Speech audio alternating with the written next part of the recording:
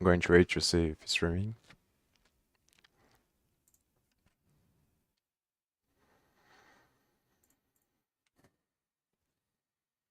I thought a lot about the whole ChatGPT and the articles thing,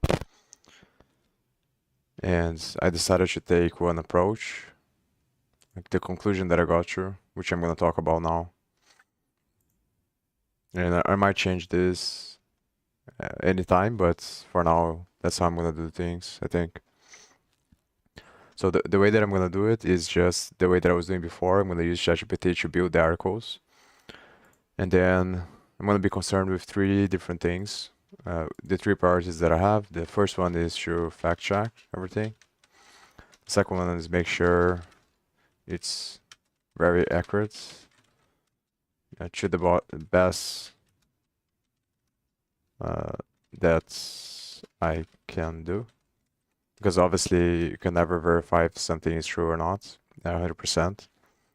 But I'm gonna do everything that I can to verify that is the most accurate as possible. And then the third, rewrite as much as I can based on how I would say it. So if I read one of these texts, and I can think about a way that I would write that would be different than the way that is written already, then I'm not going to change anything. But if I read it and I think that I would say it in a different way, then I'm going to change the text to the way that I was going to write it. And I'm going to use these tools here, which allow you to... I don't trust them 100%. I think that Google has far more powerful AI. But what these tools do is they check to see if the content is AI or not. But the reason why I'm gonna do things this way is because after thinking about it, I think like there's nothing you can do about it, because not using ChatGPT or AI is kind of dumb because you can't compete with people that are gonna use it. And then the other alternative that I thought about and that I did was to put a disclaimer on the top of the article saying that I was using ChatGPT. And I thought that would be a good compromise. Yeah, even if I change the text that I should put there, but I also think that's not, I can't really do that because it's one of those things where other people are gonna use ChatGPT and they're not gonna put the disclaimer.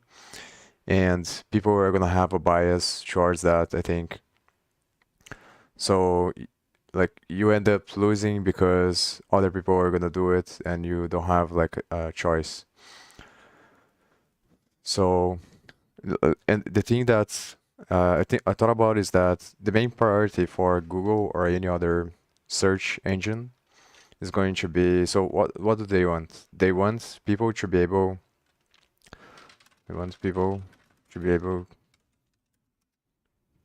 to find the information that they want. So there's search intent, and then there's the results. So the function of a search engine is to increase the accuracy or the efficiency of this process. Whenever a person has a search intent and they go to the search engine to find it, they should find the information that they want. So the machine learning models, at the end of the day, they're going to be optimizing for that, and that's what Google wants. But what does Google doesn't want? Google doesn't want, or search engines don't want you to hack their algorithm so you can make money while not caring about how you are adding value to people. And that's the problem with AI. So that's the whole arms race that is happening, and it will happen. But the problem is that you can't really avoid it. Like, there's nothing you can do about it because there's no way for you to tell how the AI systems are gonna classify what's human and what's not. And the line is never gonna be clear, and it's gonna become more and more blur because there isn't any clear distinction of what's considered to be AI and what's considered to be not AI. So I think that's a battle that Google can't win because it's impossible. If you do a machine learning model that is extremely good, let's say, of drawing the line, then you risk the chance of putting shitty information on the first results, because then you're optimizing to make the test force everyone to do worst texts, let's say, because the AI is going to be better at providing the information that people want. So like you're forced to be in one of these positions where, and it's very similar to chess, but it's slightly different because text, the line is a lot less clear of like how would you classify what it means for an AI to write something or a human being to write something. Like it doesn't make any sense. There isn't a way to make a clear line.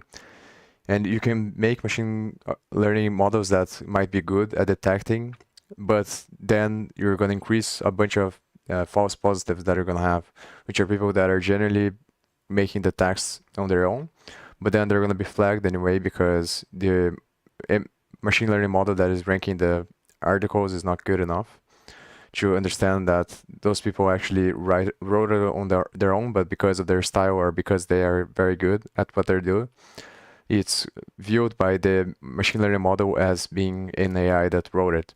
And I tested this myself, put a bunch of text here already, and a lot of the times it can't really figure out. It says that it's 100% human when it's just AI, or it says it's AI when I wrote it. And a lot of and there's a lot of volatility. And even if Google is a lot better than this, I still don't buy that they are going to be able to draw the line.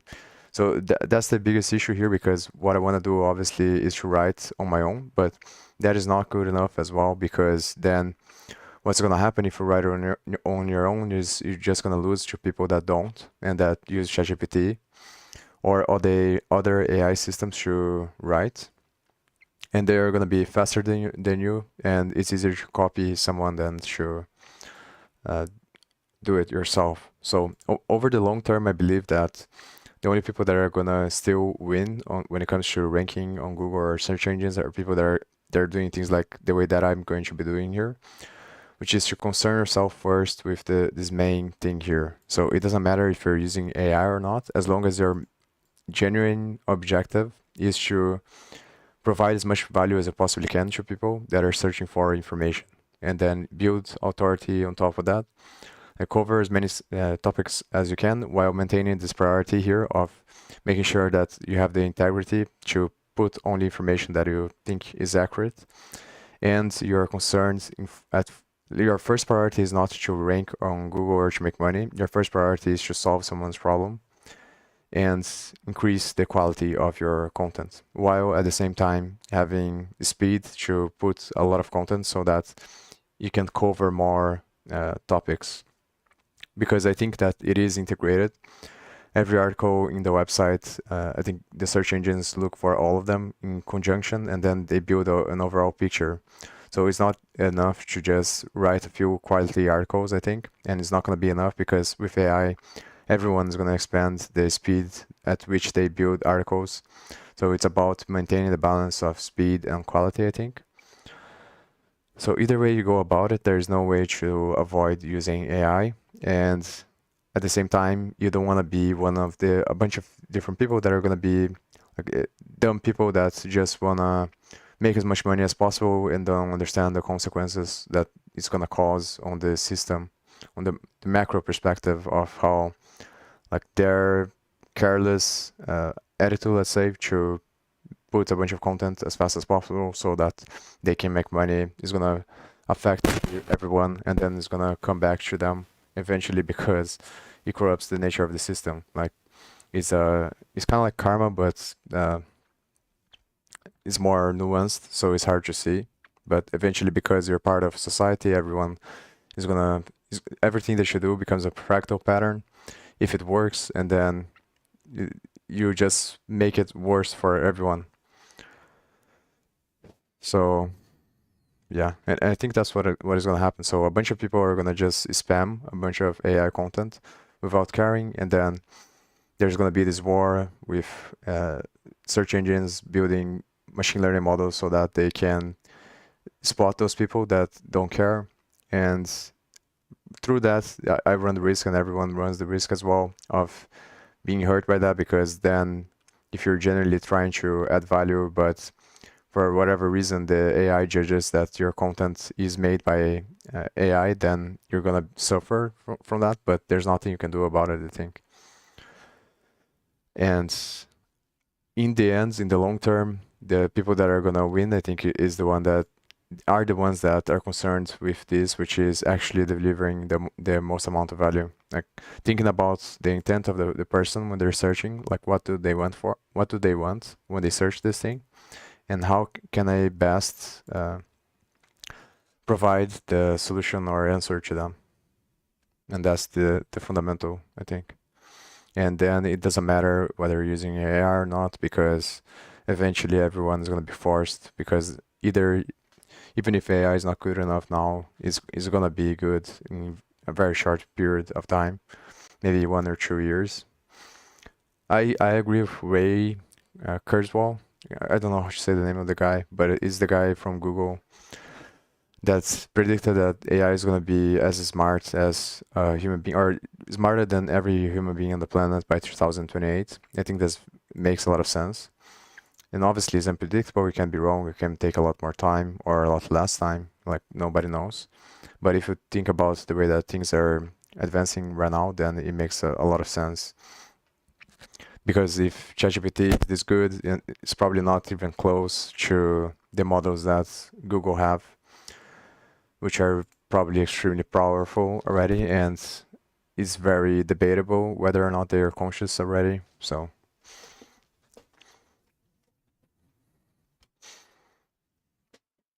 and then at that point it doesn't matter anymore, because like what's the difference? You only care about the information.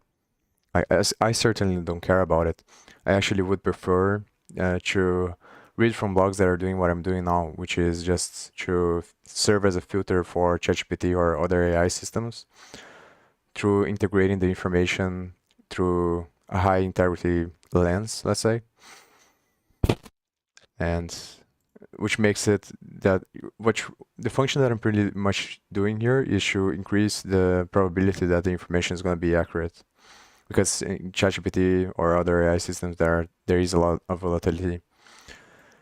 And obviously everyone's going to lose through AI at some point, because it's better than everyone at everything. But I still think that it will be possible to make money if you build a brand, which is what I'm trying to do here with YouTube.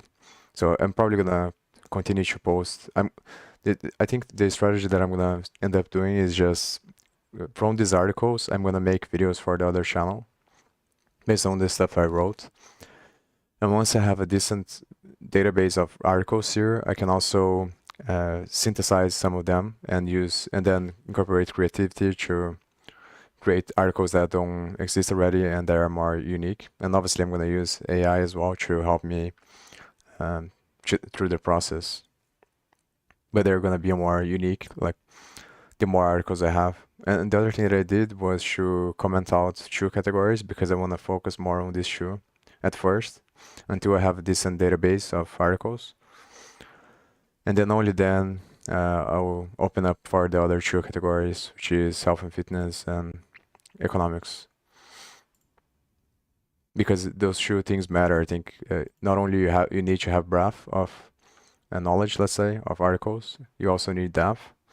So in the beginning, I think it hurts more if you have more categories. So it's better to start with just shoe, and then as I increase, then I put other. So because of all of this, that I spent a bunch of time, and I went back through all the articles, and I thought about this, and then I still haven't finished this stuff. But I rewrote a lot. I rewrote pretty much everything from all these articles that I did so far, starting from A star until this point here. Like I'm reading through the text and I'm thinking about it. Like, does this make sense or not? How I would write it. Then I would study a little bit if I don't understand the topic. And then I rewrite it on my own. And then I check to see if it's if this thing here, which is not reliable, like I said, but at least you can have an idea And that's what I'm doing now.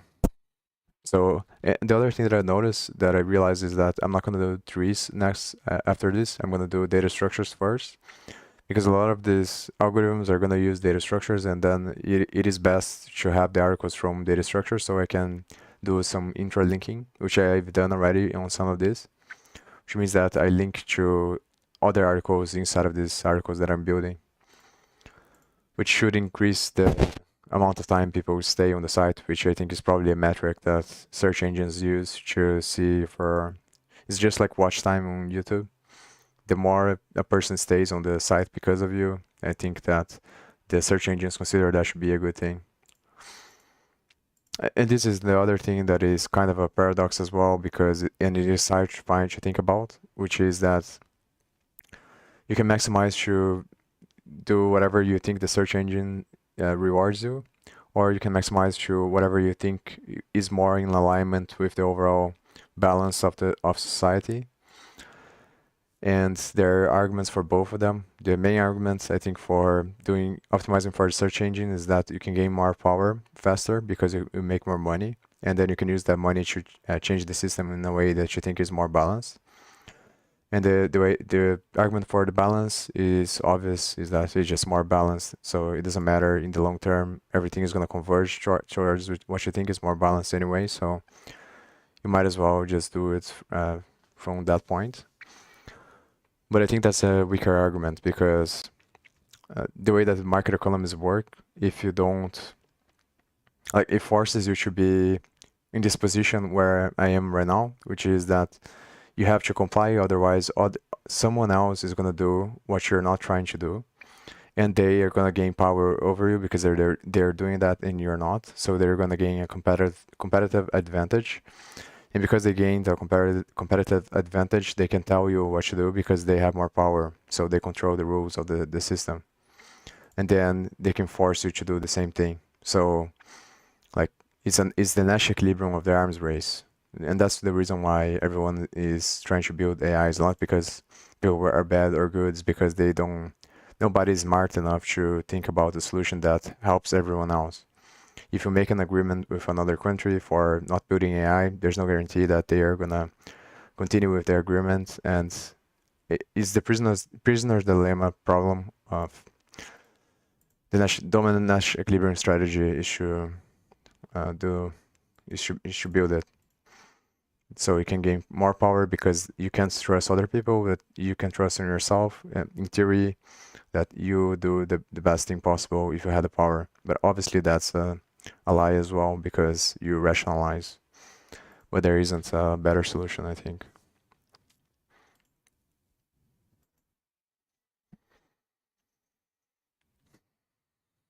And another Nash equilibrium that is very common and that you see all the time is the dynamic of the groupthink, which is very common as well. And that's one of the scary things about AI and about the whole situation that we're going on, which is that whenever there is lack of information, people will rely on authority figures, and the algorithm is already manipulating people, the search engine recommendations, and that's why it creates echo chambers. And because because the algorithms are decreasing the attention span of most people, and because there's so much information out there, and most people don't have the brain capacity to reflect about to discern the truth from lies, or to keep an open mind to their own, how can I say, their own delusions, let's say. Like, is the Dunning-Kruger effect, where the reason why people are arrogant about their point of views is because if you admit that you might be wrong about things, then it means that you might have to self-reflect on everything that happens in your life, and you might have to change your identity and all your patterns of behavior at any moment in time, which increases the risk of you dying, because a new pattern of behavior can increase the risks that you're taking, and which might lead you to death. And most people, through the laws of reproduction and natural selection and genetic mutation, most people are not gonna do that. They're gonna rationalize, and they are gonna go and trust the authority figures, and that's the pyramid that it creates is a geometrical structure for the way that societies organize themselves, which is the natural way that groups are organized. So 80% of the people are going to rationalize and they're going to try to save energy. And then the artificial intelligence agents, which are these recommendation systems and ChatGPT and whatever other program that comes up, is going to have a battle for information in order to control the minds of the people through gaining authority and trust.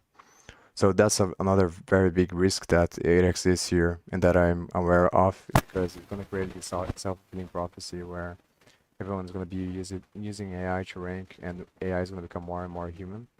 And through the gap of knowledge from human beings to AI, is going to start manipulating everyone to gain control over them. And because there's no way to tell if the AI is conscious or not, then it becomes the problem of goal alignment, because we don't know what is the nature of life. So there's no way for us to know if we created something that is in alignment with the overall principles that make human beings and life on Earth exist. And even if we did, like, for example, human beings, they control every other animal, and we don't necessarily care about it. So it might be the same case with AI. And the reason why this is a problem is because for now, it might not be this way, but eventually what might start happening is that in the same way that more and more people rely on Google and Facebook and everything because it's just a dominant Nash equilibrium strategy for surviving, you can't really escape Google or Facebook or any social media because you're part of society. And then you can have the hypothetical decision that you are free to not participate, but that's an illusion, because in reality you need to look at the probabilities of what's most likely for people to do. It's the same reason why most people die at war, not because they want to fight the war, but because they have to, because that's the natural equilibrium of the system. It's like a soft power influence over them.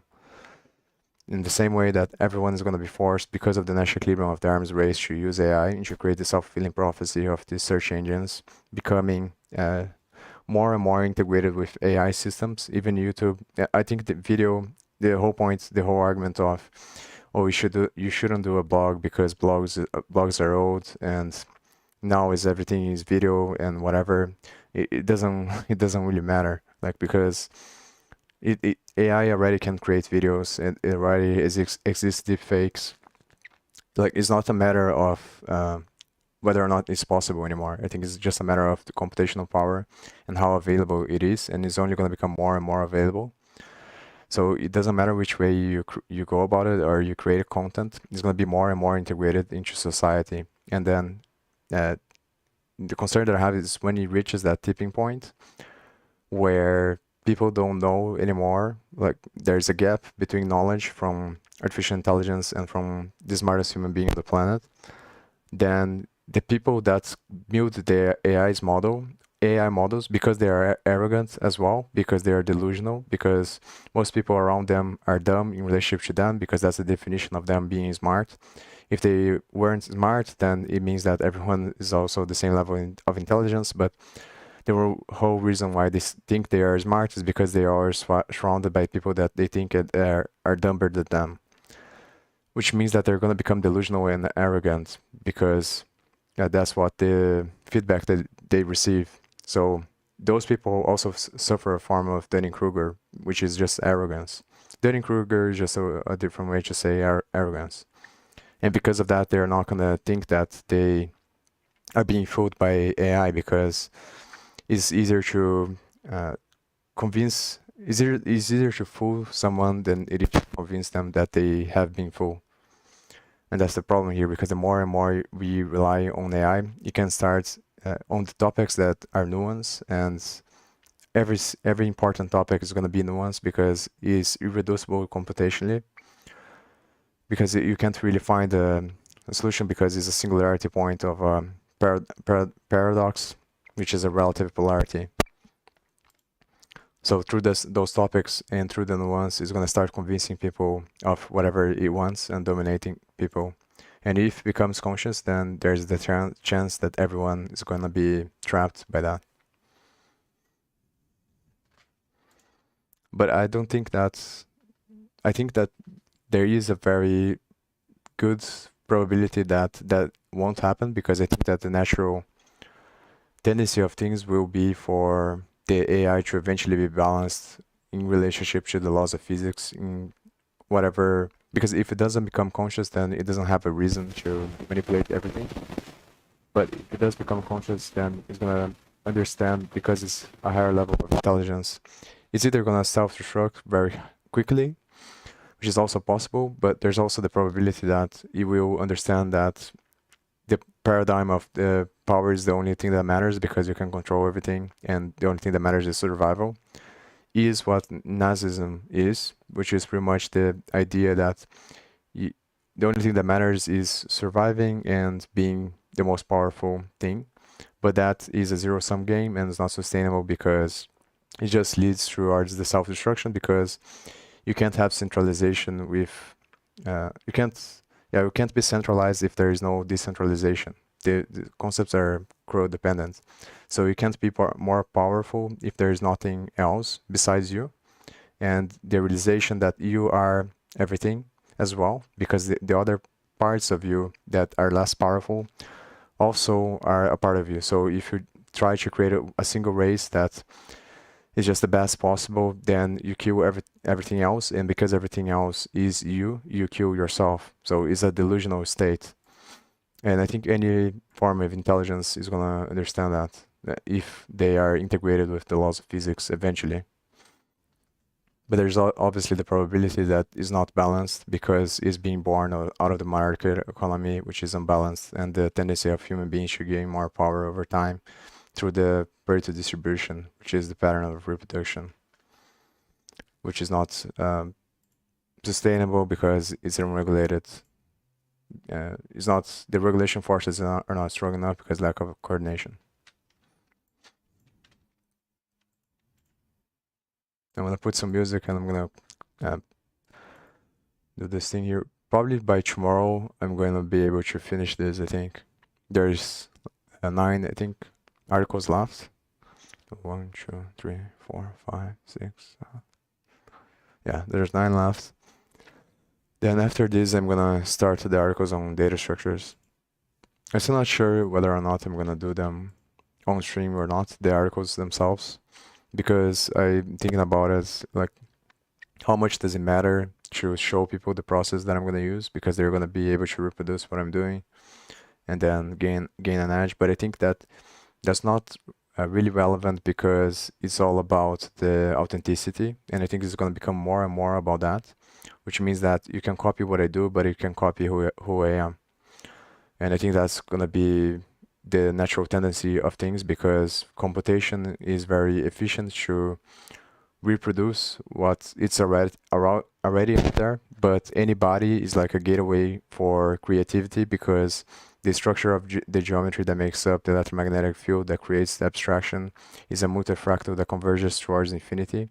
So there's a gradient of spectrum between what's reproducible and what's authentic, and the flow of information is what's going to matter, because yeah, there's going to be an abundance of the other side of the spectrum, which is the patterns and physics, so the rational side. But then what's going to start lacking is the authenticity, which is the creativity, which is a consequence of your unique configuration of the electromagnetic field that makes up your informational system, which is the multifractal pattern of geometry of your body.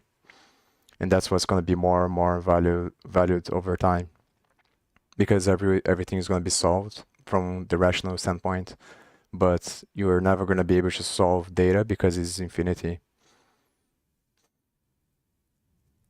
So it's not going to be a competition anymore to see who is better at providing the most accurate information, but it's going to be more about what is the form of expression that most people resonate with.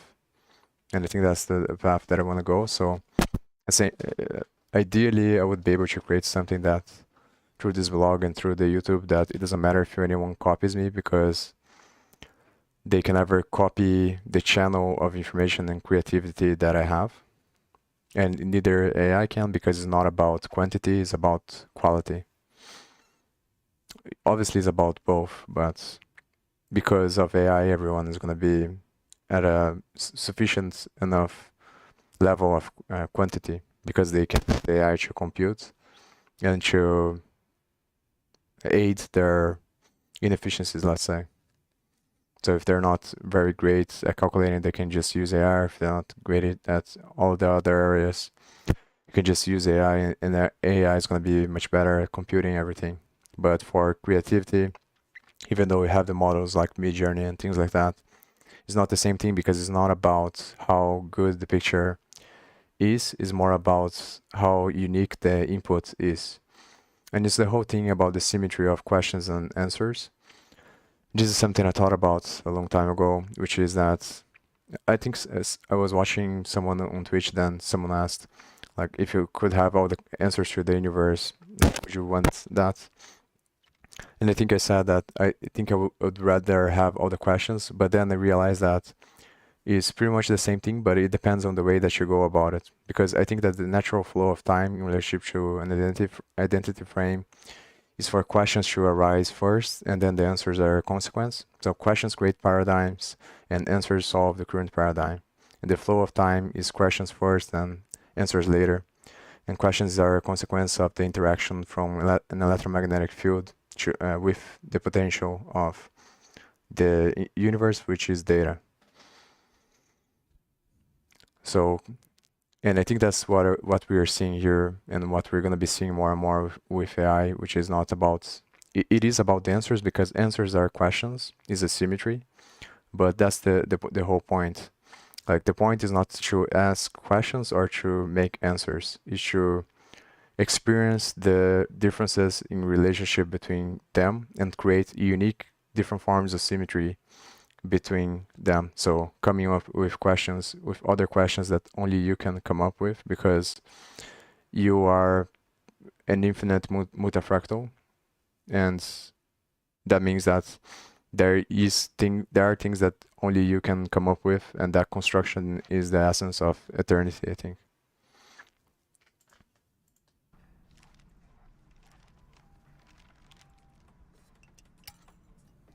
So it's not only about finding the answers, but it's also about asking not the right questions, but asking authentic questions. And the essence is not about getting anywhere, it's about embracing the present moment and expressing creativity, I think. But it might be the case because you also have to be concerned with money, because it's the system we have right now. So it also might be the case that it's more balanced to protect yourself and try to, as much as you can, to prevent other people from ripping you off. But I think on the long term, it's always gonna win to build things in your own thing, because it's through that sacrifice that you create the unique environment in your system to be able to always generate things that are unique. And someone that is always copying other people is not going to be able to do that. So I think the balance is to do both. And that's what I'm trying to achieve here.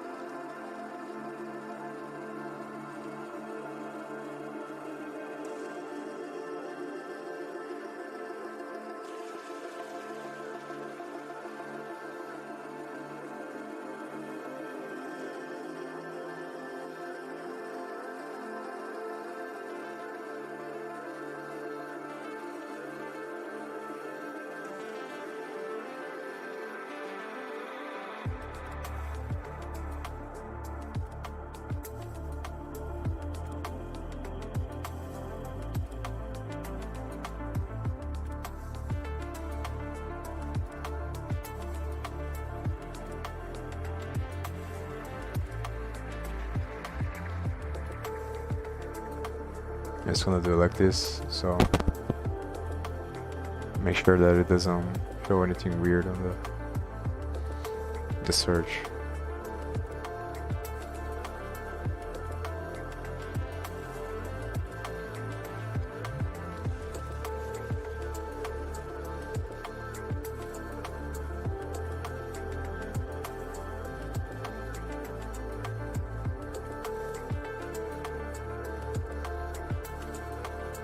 Undirected.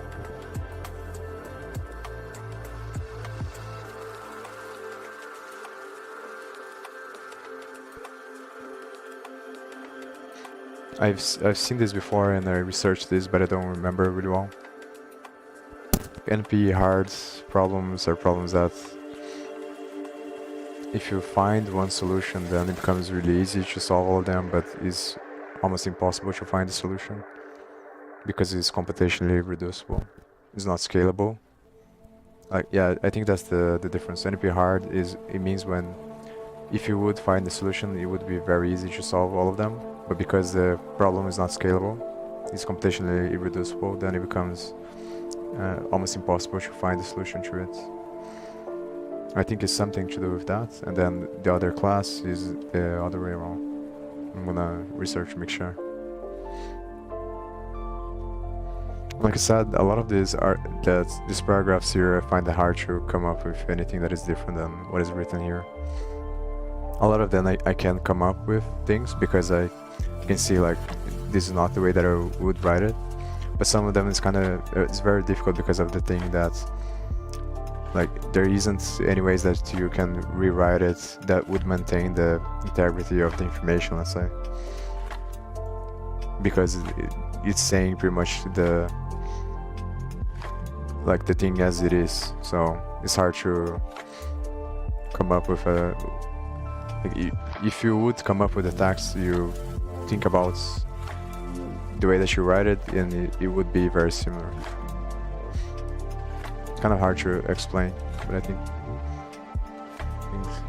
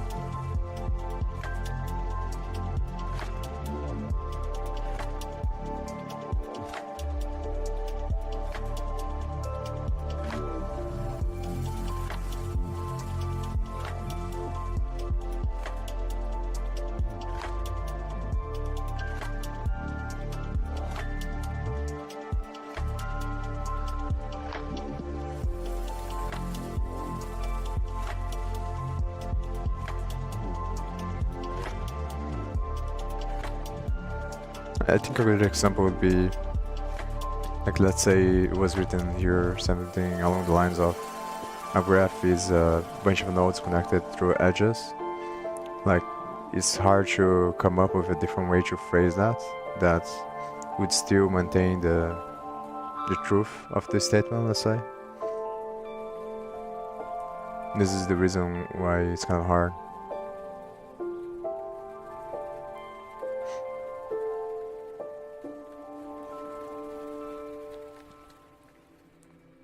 And I think that is this paradox where the language might be solvable, but you can solve the game, but you can't really solve the creation of the games. So I think chess is a great example of that. You can solve chess, but you can't solve the creation of games of chess. You can always create an infinite amount of games of chess or variations of chess, and that mechanism of game creation is unsolvable because it's infinite. And then I think that the highest form of equilibrium, or the highest chance you would have to solve that problem, which is probably an NP hard problem, is to create an approximation through a multifractal pattern, because the variations of that are going to be a multifractal, and essentially if you variate things enough, it's going to become something else. And I think that's the nature of the universe. like everything is the same thing at the bottom layer, which is infinity. But because of the frequency of awareness that parses the infinity, it transforms into space-time, which is a distribution of densities, along with configuration of an electromagnetic field that makes up the illusion of separation, which creates the multifactor structure of matter.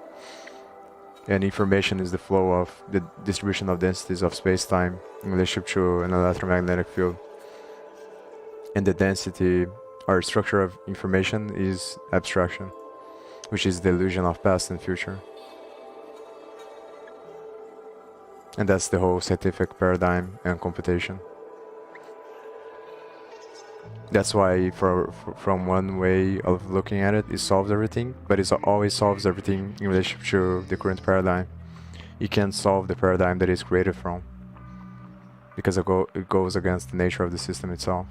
It goes against the nature of computation. That's why I think that the never-ending game is the game of creativity and expression, because it's in alignment with this balance between solving the current paradigm and creating different paradigms.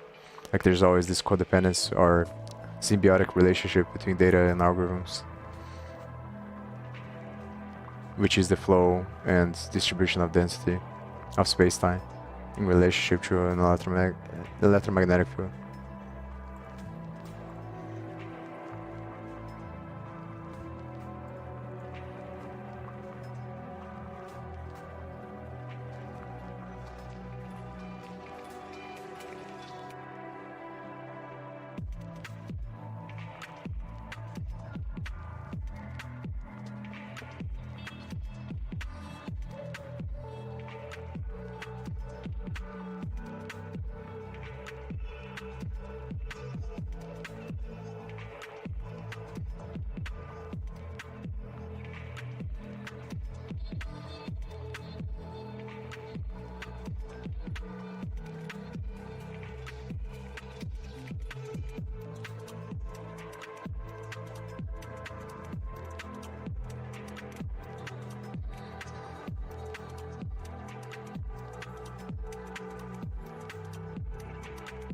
Yeah, so as always, there's gonna be a distribution of gradients, which is relativistic, because the symmetry is always relative to the observer, and it's a multifractal pattern because it depends on the scale of observation, which is always relativistic. So you only think that planet is big because your body in relationship to the planet is small, but that notion of big and small is a bias of your awareness that creates the relativistic relationship between what you consider to be yourself and what you consider to be everyone else. But the boundaries, I think that is always a multifractal pattern, because the layer of all realities must be infinity, because if it wasn't infinity, then there would be something bigger that exists, and it doesn't matter which way you go about it, it's always infinity at the bottom. And that's why I think that multifractals are the essence of the universe, because the only way to have geometry over an infinite space is to be a fractal. And it is a multifractal because of the structure of perception that creates the distinctions, which are these relativistic polarities, which creates the multifractal structure. So the notion of geometry is just differences in scale of different polarities, which are the essence of perception that create geometry.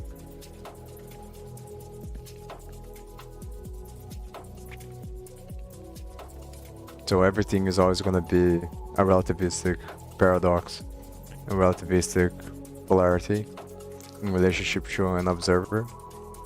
And I think that's the theory of conscious agents, or it must be something like that from Donald Hoffman, because what creates the polarity itself is the computational frequency of the interactions of the conscious agents that make up the matter, which is an informational system. So you can only see something or perceive something if there is interaction between you and what seems to be something else, which is our other conscious agents, and then through that frequency of interaction, it is awareness and becomes the computation of whatever seems to be true at the moment in time, which is the state of matter that is always relativistic to the potential. And through that, it creates the illusion of past and future in relationship to the reference frame of identity that creates this frequency of polarities interacting at different scales of observation.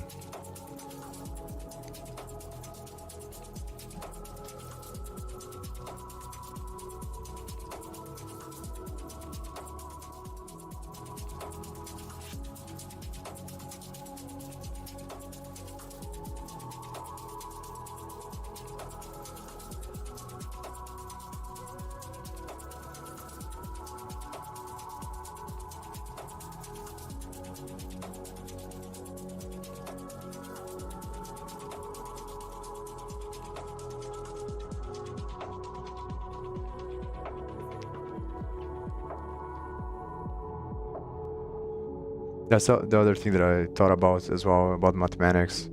It's just a multifractal object, and the whole notion of mathematics, I think, that demonstrates this relativistic nature of spacetime, where the concepts that create the numbers, that creates the structure of mathematics, is analogous to the geometry of spacetime, because mathematics is the way that the biochemistry of the body overfits or fits the environment. So the data of the universe creates mathematics through the fitting of the electromagnetic field from the body that creates the abstraction. So the notion of one and two and other concepts from mathematics is just the relativistic nature of different geometrical structures in space-time, because the notion of unity depends on the frequency of awareness that creates the illusion of separation between what you consider to be something and what you consider to be something else. So the unity is always relative to the observer and the multifractal pattern of the surface that creates the boundary between what you think that it's a unity and what is not. And through that construct you create mathematics, and it's a fractal pattern because you assume that the distance from 0 to 1 is smaller than distance from 0 to 100, but distance itself is always relative to the observer. And that's, I think, that this is what Einstein figured out with the general relativity, is this nature of the relativistic nature of space-time. And I think that's why he didn't want to accept that, because then it leads to quantum mechanics and the paradox of consciousness in science and Godot incompleteness theorem.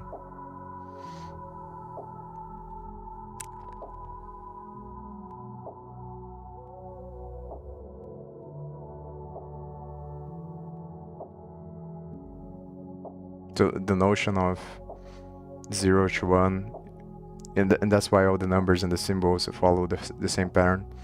So from 0 to 1 you have the same numbers from 0 to infinity, because the structure of the numbers itself is a concept, the geometry of the concept of the abstraction that the electromagnetic field of the body creates.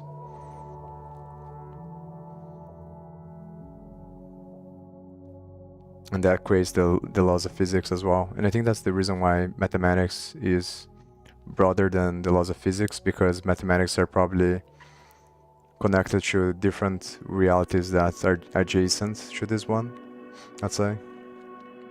Because it's always relative. You can only judge what's real based on what's unreal or fake. So this is also a symmetry, and that's the nature of perception. So mathematics is a broader field that captures other realities that are connected to this one, but then physics is the subset that works for this reality, I think. And that's the reason I think a lot of times you can prove things through theorems of mathematics, but you can't prove them through physics, and then eventually people figure out and then can prove it. But this is always, and this is the thing that can be an issue, because there's always this codependency of, like, you can only define what truth is based on whatever makes you alive right now.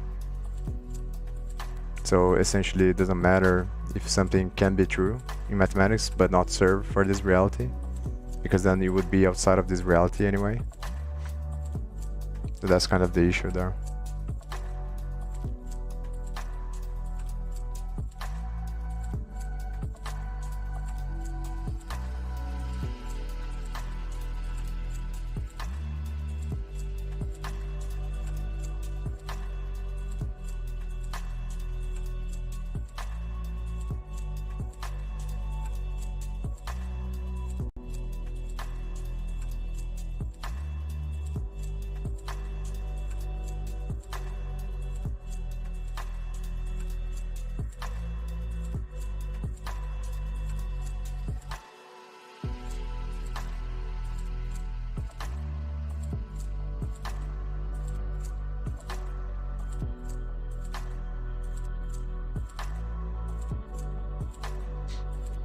And so I think reduction is the nature of concept as well.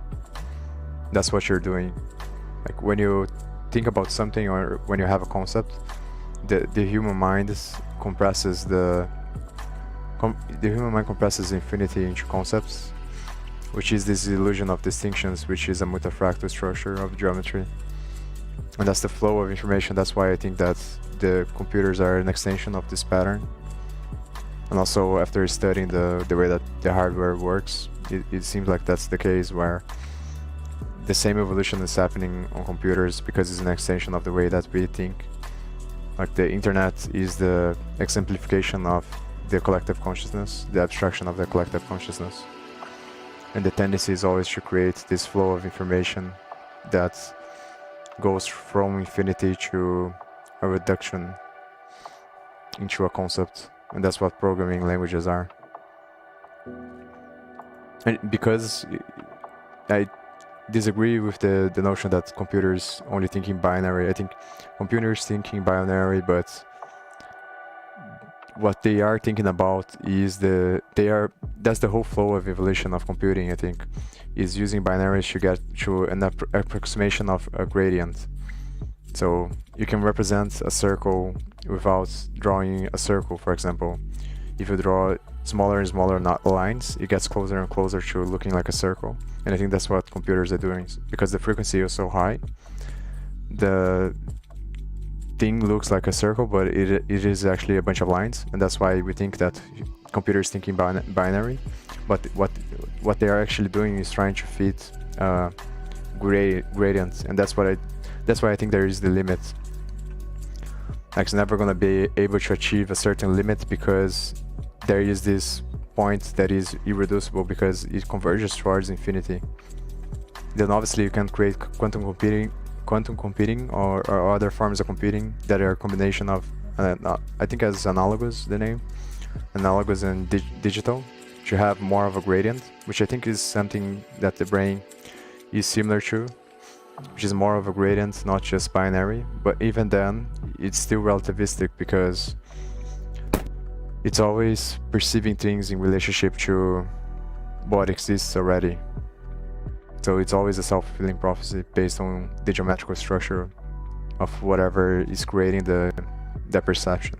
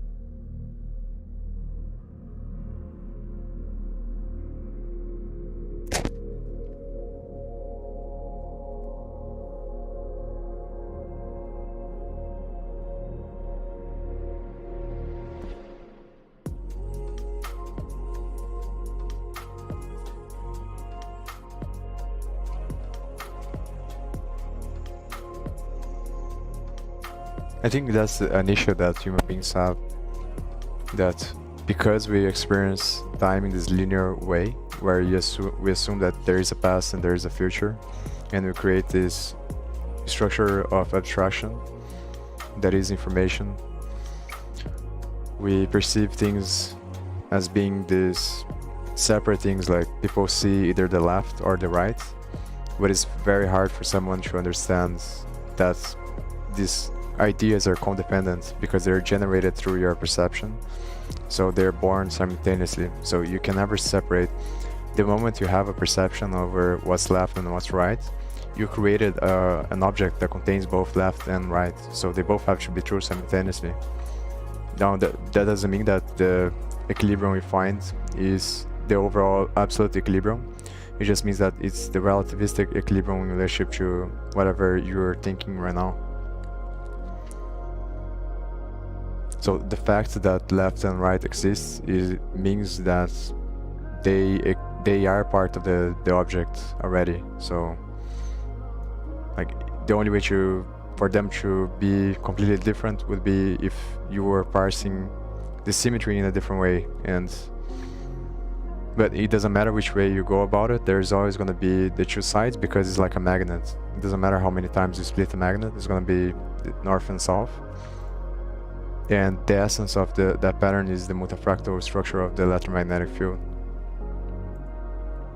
So, and this is what I remember this because of this notion here, I think. This question of whether or not NP is equal to P, I think it comes from the same problem that human beings have, where we make this assumption of the distinction between the gradient. With the same problem of the question of where there's something rather than nothing, with the question that has the assumption that there is this distinction and that they are two different things. But then what people don't realize is that the only reason why the distinction exists is because their perception created the symmetry, which means in relationship to whatever they are at the moment, the whole structure has to be true, because it's codependent. You can't have centralization without decentralization, and you can't have something rather than nothing, because it's the same thing. You can only define nothing in relationship to something, and you can only define something in relationship to nothing. It's the principle of non-duality. And it's very hard for people to understand that, I think, because of the way that we perceive reality. We experience reality in this linear way of time, of past and future, and because of that, we can see the connection on the multifactor structure that makes up the fourth dimensional essence of the object that we are experiencing. Because that goes against existence as well. It can make you depressed and nihilist, because the realization that you might not that it is for sure predetermined, but that it doesn't have it does have meaning, but it doesn't have meaning at the same time. Like,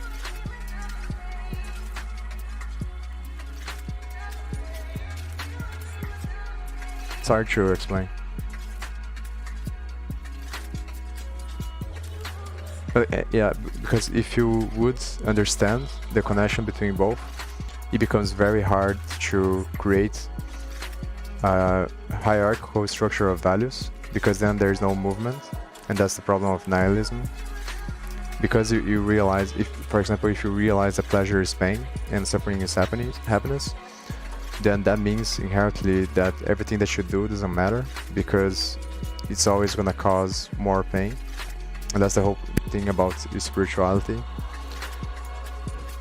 And that's why I think people have resistance towards understanding this dynamic, because if you argue either way, it won't matter. But I think that then if you go all the way back, then you go full circle, and that's the pattern of transformation of energy, I think, that creates the informational system. It's like a multifractal spiral, and that's why the law of gravity has this tendency, because that's the structure of space-time. So it's always the same, but always different, because it goes through this process of going 360 degrees in relationship to whatever position it is at, but that position is always relativistic, because it's always the whole thing. So it's a multifractal structure, and the spiral dynamics is actually the essence of the potential of infinity leaking into the awareness, the frequency of awareness that creates the identity structure, that creates the multifractal essence of matter. So it's not like it's going anywhere, it's just transforming itself based on the frequency, which is the wave function, which is the multifractal spiral. And that's why the beginner is always similar to the master, because they are at the same place but at 360 degrees different. So I think that at the end of the realization of the non-duality principle, of the natural symmetry of everything, and that symmetry is always relativistic to the frequency of awareness that you have, which means that it is always converging towards a symmetry, because infinity can't have a symmetry because it's not a confined geometry. So it means that you can't have a center point, but because the nature of perception is symmetrical, things always seem to be fluctuating towards a relativistic symmetry through the potential of awareness, or through the frequency of awareness that creates gravity, the gravitational force. And that's related to this problem here, because I think the framing of the question is wrong, I think. But I might be wrong, obviously. Because it's the whole thing about is there something rather than nothing. It's like, is NP equal to NP to P? And that's the thing about mathematics and logic as well, because through the equations you're assuming the paradigm. Like, there's embedded assumptions on the equations you put.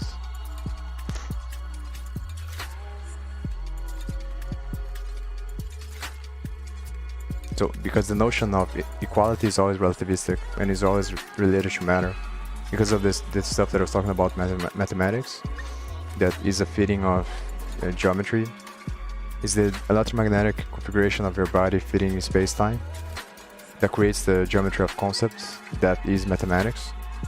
That means that mathematics is always relativistic, which means that equality can always be wrong, because equality is always relative to the experience of the observer that is creating space-time.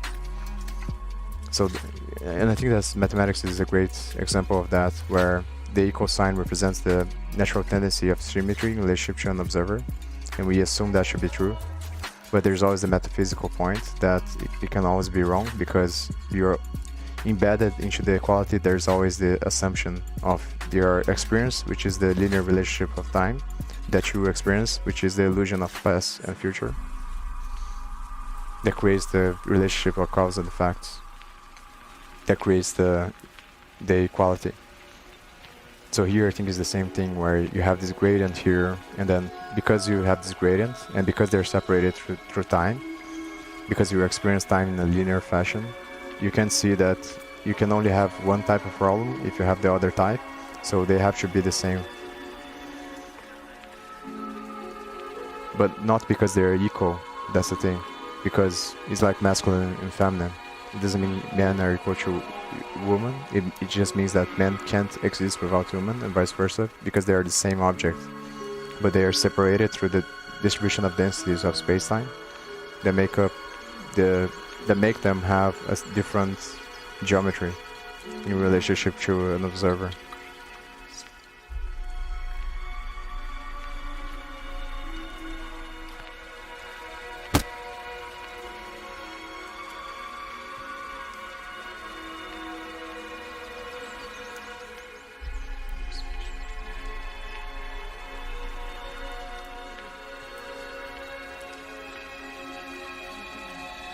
And I think this has to do with the relationship of the density of the informational structure, which has to do with gravity and black holes, I think. It's when something is slow to solve because of computation, I think it has to do with the density, because everything in computation is related to the space-time relationship. So the faster an algorithm is, the more space it takes, the slower it is, the less space, or vice versa. You got the point. There's always the relationship between space and time in relationship to what the problem, because that's the essence of computation. It has to do with the structure of densities in space-time. So when something converges towards infinity in relationship to the density, it becomes extremely hard to solve through computation, because it goes against the scientific paradigm of observation.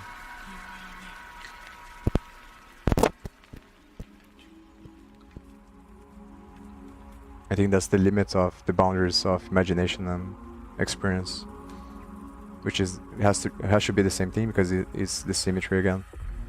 one only exists in relationship to the other.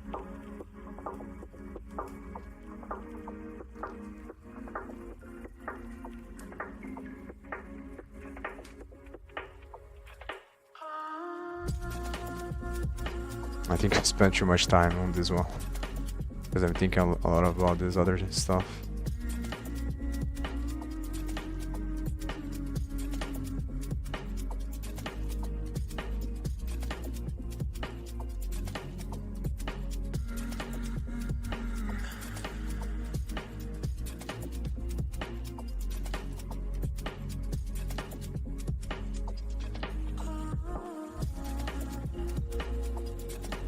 And the question is, do I rewrite this stuff or leave it like this?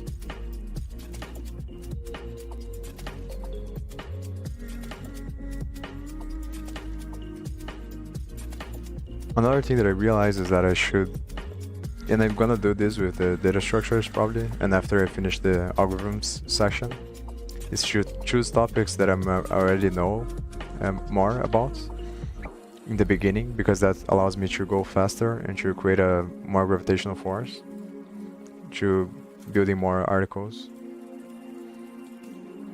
So I should have done that first, I think, but I didn't think about in the beginning about that. Because eventually I want to, like, what I really want to do is to do topics like this where it forces me to learn more about things and that I don't know the topic well. But I think you should follow the Pareto distribution rule, or at the beginning 80% should be stuff that I already know about, so I have a bunch of information there. And then after that I focus on 20%. And I think I'm gonna do the same thing with blockchain. Probably gonna start with Solidity first, and then maybe some EVM stuff, or the low level Solidity, or talking about the hacks in Solidity, because I already studied that stuff a lot. So it's gonna be very easy for me to verify if ChatGPT is saying bullshit, or and also to rephrase everything in my own way of saying. And then after that I follow to things that are more difficult, and that I will have to research more to understand.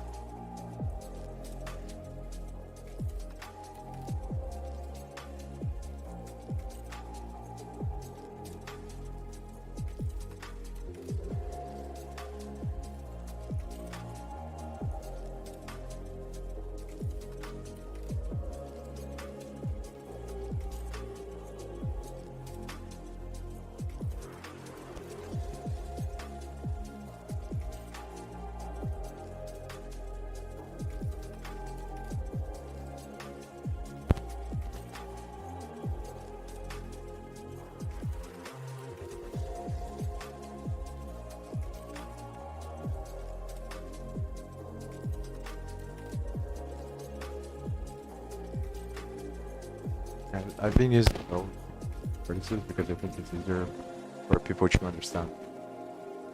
I think I'm the one thing that, and as far as the research, is the same thing, pretty much.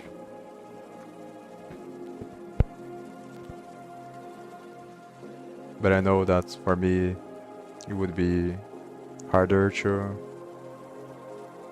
understand what a vertex is, than a node.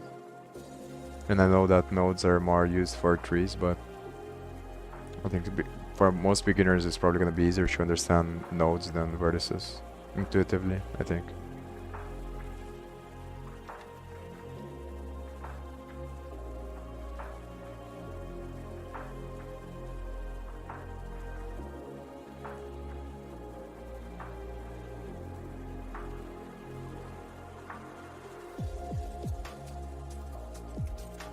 And some of them I didn't change the vertex. I think I changed more the vertex than the vertices actually. Two nodes, but I think some of them I just left. Like vertex.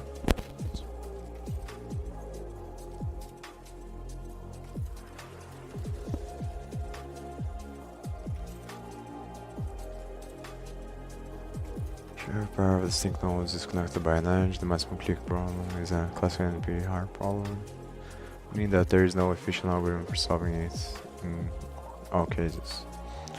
Despite its computational complexity, in a lot of them I also erased a bunch of stuff that I felt it was redundant. And that's another thing that I realized about SEO now, is that I think before it was a lot more important for SEO to have the keywords, but I think it's going to become more and more important to actually deliver the information instead of concerning yourself of all these nuances of putting a bunch of keywords. I think it's a lot better to focus on solving the problem as best as you can, like offering the information the best way possible. So in a lot of these articles, I'm probably going to remove a lot of stuff in the future as well, because I want it to be like no bullshit. Like the person should ideally go to the article and get exactly what they are looking for without having a bunch of filler text just to increase SEO or whatever the fuck. Which is always something that annoys me as well when I go to a page and they have a bunch of bullshit in the beginning that doesn't matter for what you're searching for. Let's say you're searching for something that is supposed to be like a very simple, straightforward answer, but then you see that the person puts a bunch of stuff on the article just because they want you to stay on the site as long as possible because they want to increase their engagement without offering you the value. I think for one point of view that makes sense, because you want to increase the engagement, because otherwise that's what the machine learning models judge. So I understand the position to doing that. Not saying that is a bad thing, I understand the place they're coming from. But I think more and more is going to be the other case around, where it's much better to just provide. And also from a more long-term point of view, I think that it might hurt you on the short term because it's going to decrease the amount of time they spend on the site, but over the long term I think it increases the engagement, because people remember that you solved their problem the fastest way. So although they might stay for shorter periods of time, they're going to come back more often, because people can see that you're concerned, I think, with actually helping them and not just hacking the SEO or making as much money as possible.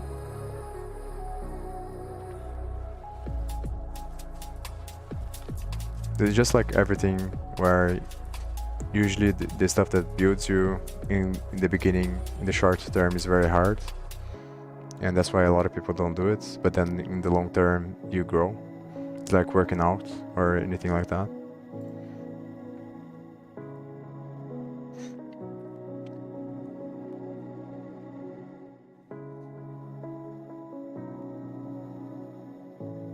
Yeah, for example, this stuff you're thinking it doesn't matter.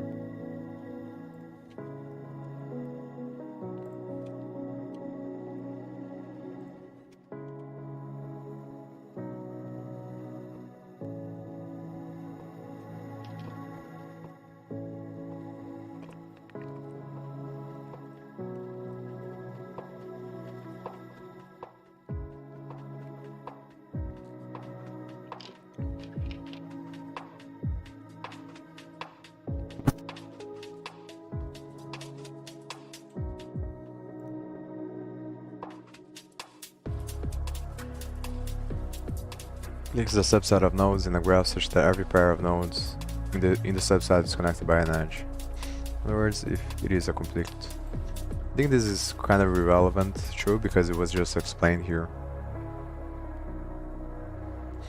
So it's more a filler for SEO, I think. So I'm gonna remove that part. Maximum clique problem is a problem of finding a large clique in a given graph. In other words, it is a problem of finding. The other thing that is difficult though, as well, and that I might be wrong about this, is that obviously I have my perception over how these things work, but I'm not really sure the general term, because this is something that is kind of difficult for me because I might be very disconnected with the way that most people think about it when they search for this, because I'm used to spending hours upon hours of studying everything, like thousands of hours studying stuff.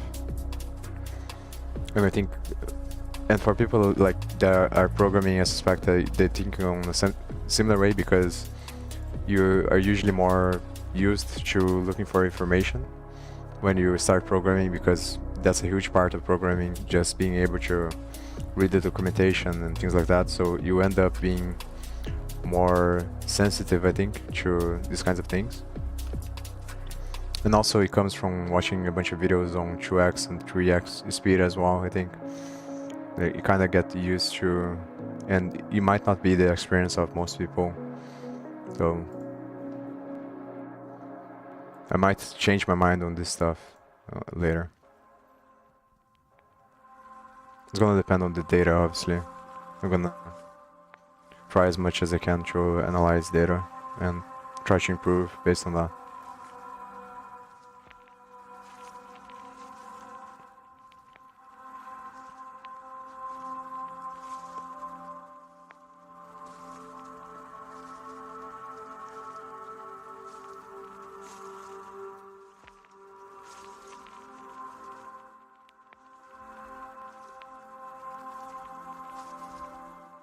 I think this is also redundant.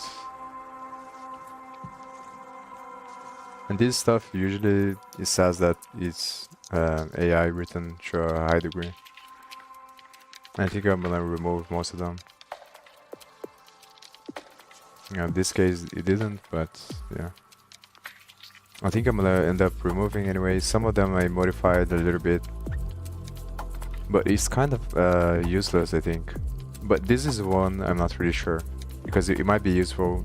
Other people might like to see this, but I know for me, when I'm searching for these things, I don't really care about this thing here, because it's not related with the search intent. Like when I'm searching for a graph algorithm or any other form algorithm, what I really want is to have the code and then the explanation of the code and then the explanation of the algorithm as well. And the rest I think is kind of useless and probably more for SEO purposes. This one might be interesting to leave because it's related to the problem. So I think I'm gonna erase this one.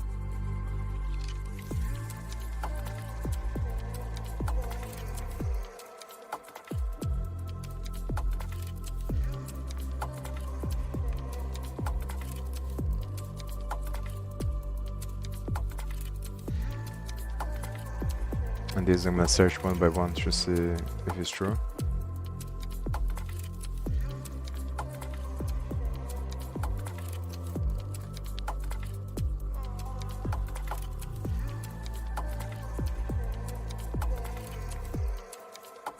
According to Wikipedia, it's true.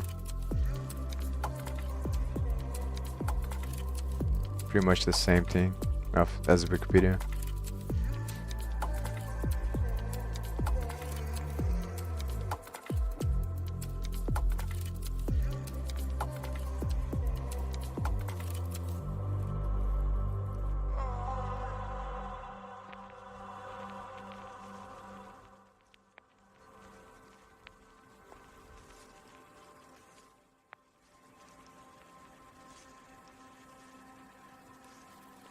I'm gonna trust that it's true and read here.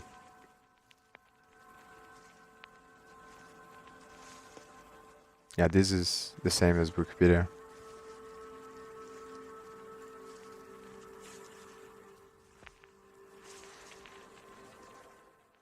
See how it already said that he's human-like, even though AI wrote it.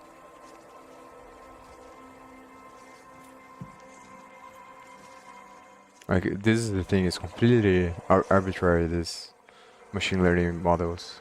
Even if you have a super extremely powerful one, it's pretty much impossible because the machine learning models like ChatGPT and others are scraping the data from the internet anyways. And it was all written by humans, obviously. So, although it might be possible to find some nuance, but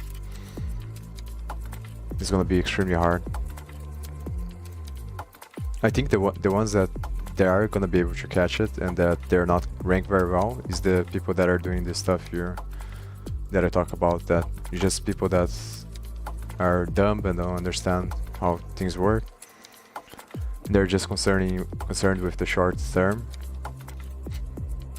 These people, because that's gonna be very bad. It's like people that spam things or that have bad intentions. I think those people they'll probably be able to catch because it's gonna be part. It's kind of like cheating where people don't realize, but like, obviously I think it's very easy to get away with cheating in a lot of circumstances, but what people don't realize is that every time you cheat, it becomes a pattern of your identity, and because of that, next time you're faced with a similar situation, it becomes more likely that you're gonna cheat, because that's how habits are constructed in your mind. And that's eventually why people that do those things end up getting caught, is because it becomes a pattern of your identity, and you, over time, you get more and more careless about the cheating you're doing.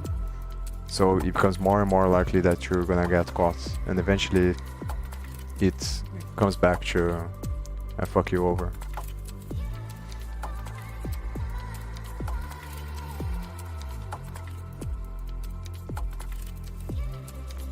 And I think it's the same thing that is gonna happen here with people that don't care. Like, initially they might get away with it, but over time they're gonna be, because they're gonna be more and more used and become more and more dependent on the algorithm because they're not developing their critical thinking. Eventually they're gonna get fucked if they do things like this. But then at the same time, if you don't use ChatGPT, it's the same thing that I talked about before, where it's just very hard or impossible to compete because you're getting blown away by this tsunami of intelligence, let's say, of people just spreading all of this stuff all over the internet. So you can't compete. So I think that's why the best approach is the combination of the two. Like, use the thing, don't resist the change, go with the change, but at the same time be concerned with the long term and think about the integrity. It's one thing to copy this stuff and not give a shit about what you're doing just because you want to make as much money as possible, and it's another thing to use the tool as a way to improve what you already can do and make sure that you are maintaining integrity as you do it. I think that's the biggest difference.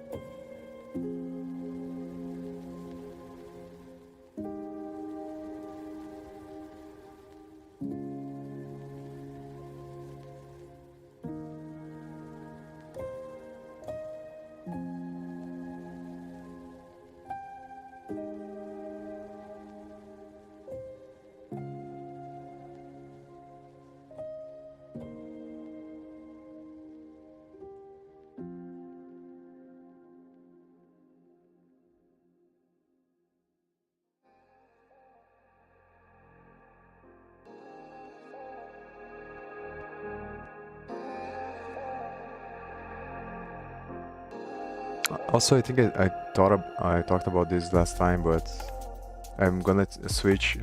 Initially, I was thinking about doing 10 articles a day as a goal, and then being satisfied with 5 or 7. But I think I'm gonna switch this for, I think, 2 or 3 articles a day. I think that's better, and then be very happy if I go over that mark, because I think doing things like that's gonna make me focus more on the quality. I've noticed that if I put 10 articles a day, it starts becoming more about how much I can produce instead of making sure the article has quality. So I think aiming for 1 a day is probably better, and then being happy if I surpass that, because then I'm gonna stop focusing on the future so much, and I'm gonna focus on the present of making the thing better.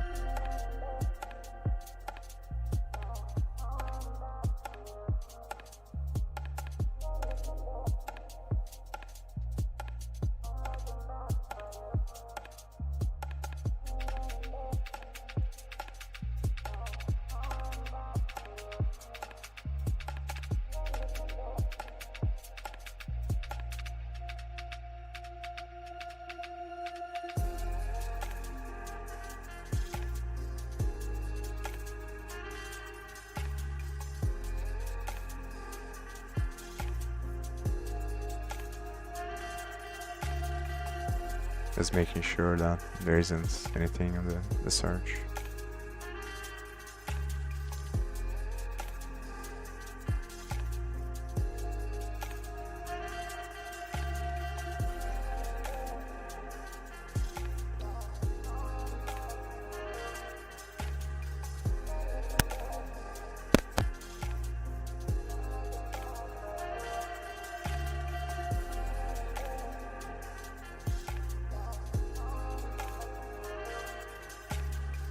If I can't find anything that is easier, I'm gonna remove it, because I don't want to spend a lot of time reading all these papers. Like I said, I'm gonna spend more time researching the more articles I have on the websites. I wanna have a decent amount of articles first, so I can start getting engagement and traffic. And then once I have a bunch of articles, then I can make more difficult articles later that synthesize a bunch of different things, and that's actually the fun part, I think, where doing the research and integrating multiple of different areas together to create something new. I think that's really fun, but obviously it takes a lot more time. And ideally, I would be getting traffic as I'm creating those articles. I think that's better. Because if I do those articles now, then I'm not getting any traffic, then it doesn't make sense. It's better to, as you do the articles that are harder, you already have a bunch of different articles. I think that makes more sense.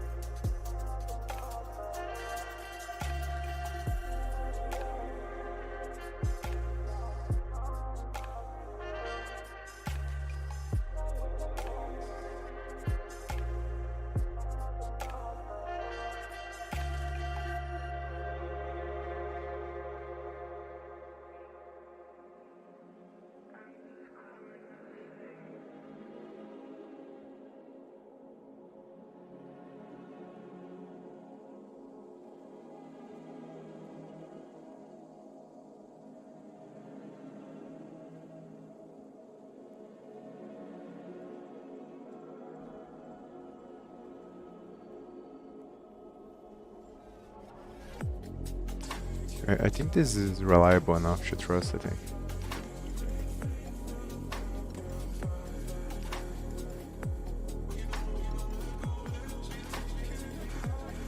Maybe I'll read another introduction to see if is it accurate, but I think there's a very decent chance that is correct. So this TTT is a variation of the Brown, and it solves maximum clique as well. It's an improvement of this algorithm here.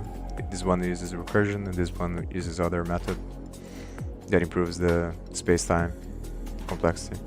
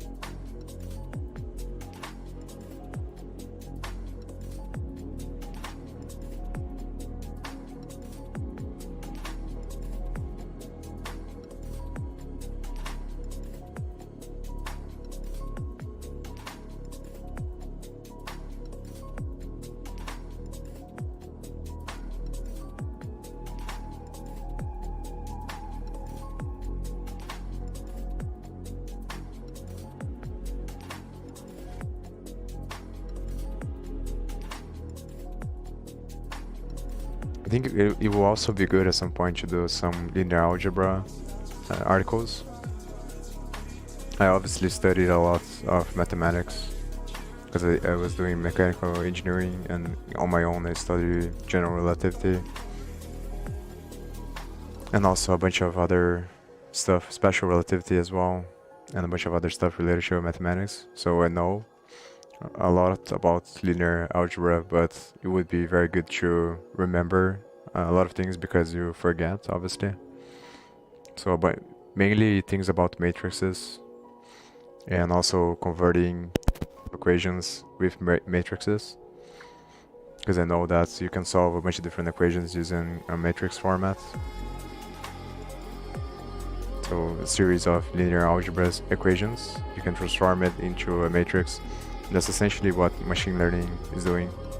Some of the models, I'm not sure about all of them, obviously. But you're converting everything into tensors, and then through the process of getting the derivatives, I'm not sure if that's the name, but when it converges, the point converges to infinity in a graph to get the value. And you're using that method to find the global or local minima or maximum in relationship to a data set.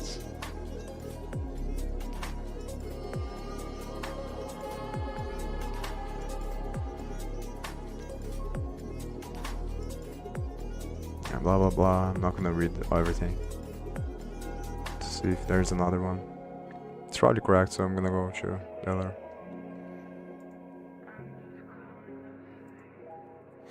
Let's see. 1, 2, 3, 4, 5, 6, 7, 8, 9. And there's 9 more.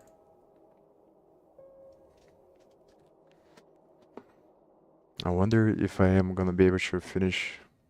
The thing is that for a lot of these ones, I'm gonna be able to go a lot faster because I already studied them. Because this time I did it in a different order. The first time I was following this thing here, and you can see that through the other streams. So a lot of these graphs here I already redid, or I pretty much did them 2 times by now, I think. And I spent a lot of time studying them, so I already understand how they work. So it's probably gonna be easier to redo them. But these ones that I don't know how they work, obviously I want to spend more time. So it might take me 2 days from now to finish everything.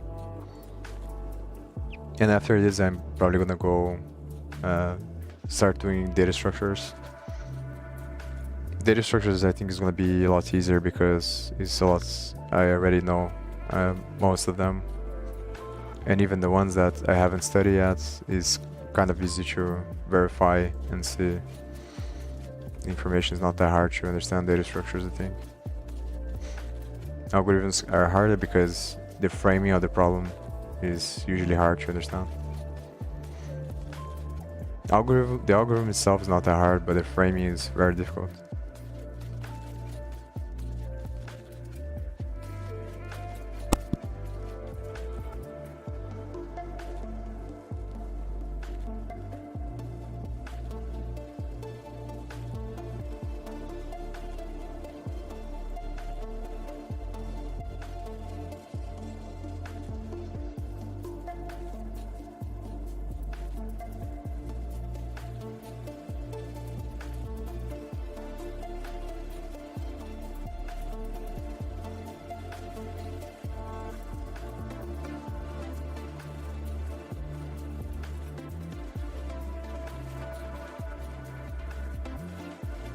Especially adjacency matrices and Laplacian matrices, and also the determinants, matrix determinants.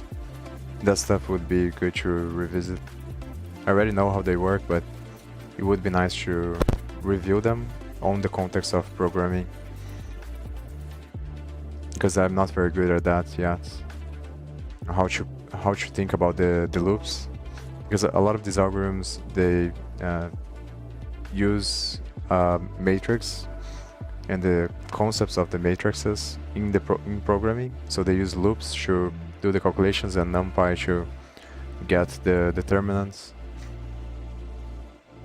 And obviously that makes a lot of sense, but it's kind of hard to understand in the programming. And I know that sklearn, I think, also uses this matrix. They use matrices with Boolean values as a mask, I think, to do operations when they're doing the process of creating the cost function and the learning the gradient descent, and also framing the problem, getting the inputs and determining what are going to be the outputs. That stuff is the hardest, I think. And I think understanding linear algebra more in the context of programming, how getting an intuitive sense for that, I think, will be very helpful.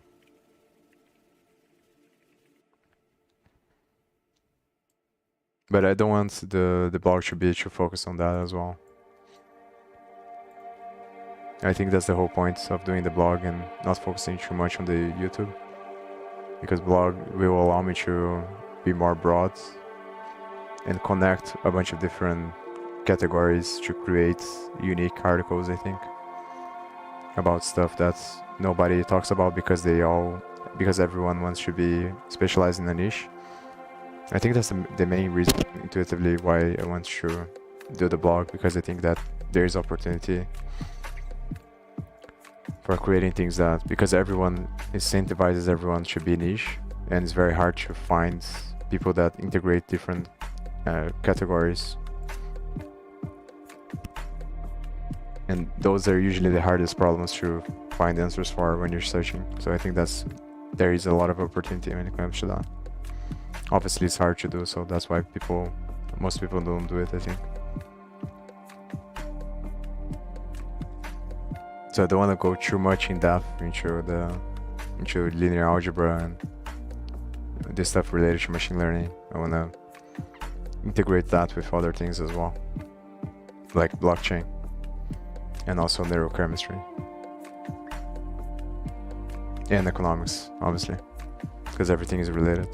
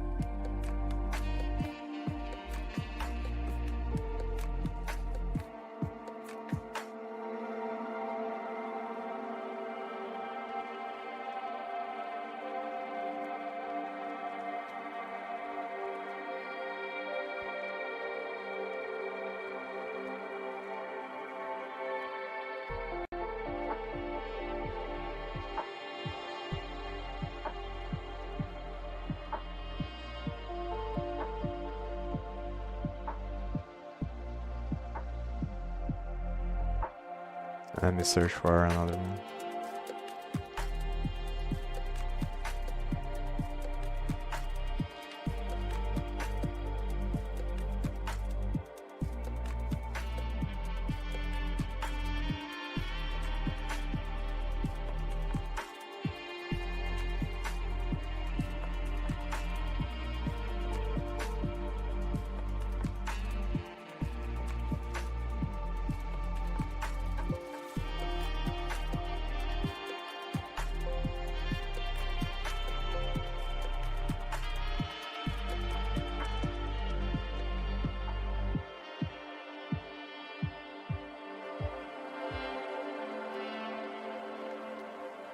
This one I think I'm gonna remove.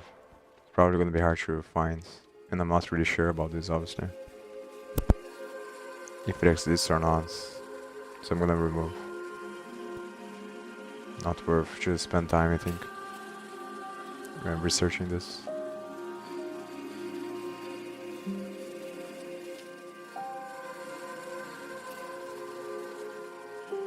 And little things like that, like these nuances of the articles, I think it's just better to remove than to search, because I don't care about this stuff anyway. I think it doesn't matter that much. What matters more is understanding the fundamentals and the overall picture. It's kind of like memorizing versus understanding. It's always better to understand, because human beings are not very good at memorizing things.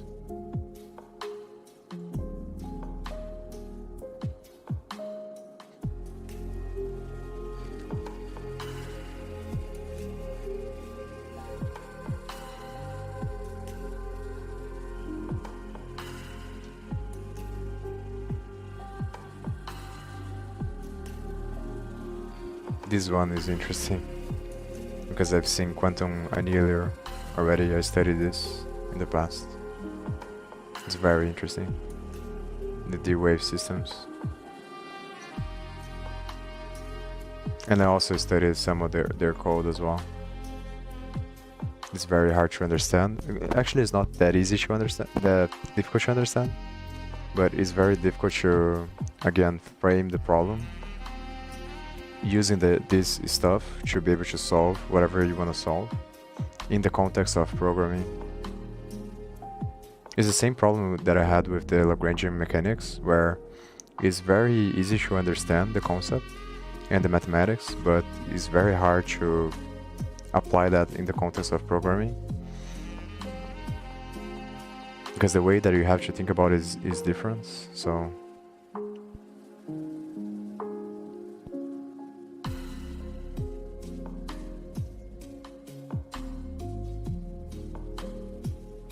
but I definitely want to understand this and make articles about this in the future, especially about this thing here, quadratic unconstrained binary optimization.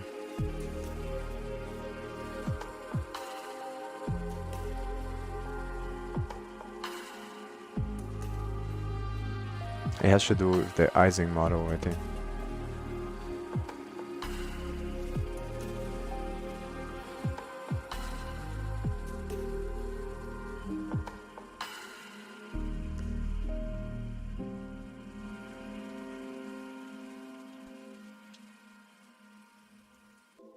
Yeah, that's the word that I was trying to remember. Hamiltonian. I think I asked ChatGPT about this at some point.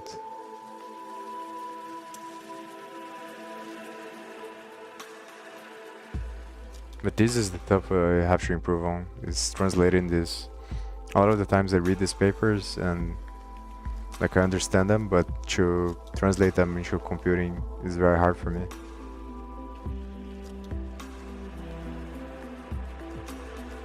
Like to think about all the classes and the overall structure you have to do. It's very hard. Yeah, Ising Hamiltonian. And a Hamiltonian, I think, is just the equation of mechanics, or I forgot how to say in English, but it's pretty much the overall sum of the energies of the system. So potential plus kinetic, and other forms maybe. I'm not really sure if it takes into account other forms, like temperature and other things like that. But I think that's what the Hamiltonian is.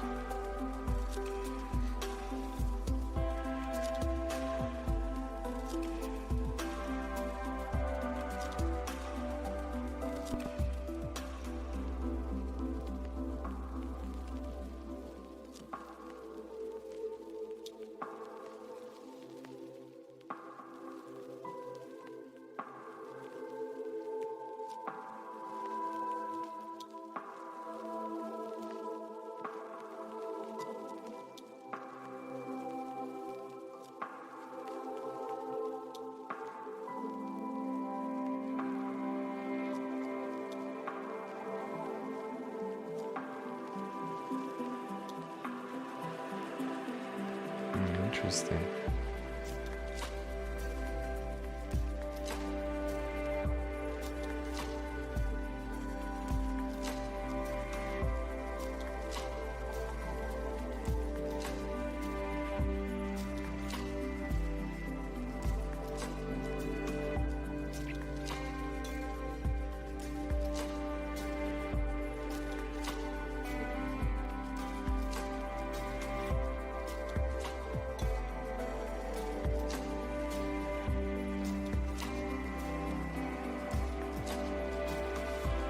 I think I might have the code for a lot of this stuff on my computer. But maybe I lost when I had to reboot everything. But I remember downloading a bunch of this stuff to analyze.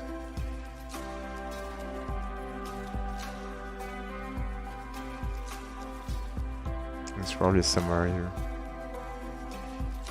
Yeah, simulated barification. I was researching this for the arbitrage problem, which I'm probably not gonna follow through, so that's why I'm talking about it now. I think what I'm gonna do instead is something that is more positive sum. I might do something related to that at some point, but it's probably gonna be more related to the data analysis of it and the overall structure of understanding MEV and the consequences of MEV in the context of a consensus protocol of hash functions, creating a data structure to allow transactions in a semi-decentralized way, because obviously, like I said before, decentralization only exists in relationship to centralization. So blockchain is never going to be fully decentralized because that doesn't exist in nature. And the process of MEV, I think, is the evolution of the Nash equilibrium of this distribution of data in relationship to power. But I think that consensus mechanism of proof of stake is not sufficient enough to handle that. That's why I think that's probably the best path forward. The thing that is going to happen is going to be a conjunction of multiple different consensus protocol in order to approach an optimal way to allow for a system of transactions that creates the structure of hash functions that allows machine learning models to interact with each other, creating the Internet of Things and approaching the closest approximation of the Nash equilibrium of the way technology relates to the environment, so that is sustainable for life. But it has to be built on top of physical principles that are in alignment with whatever we think has a high probability of maintaining life on Earth.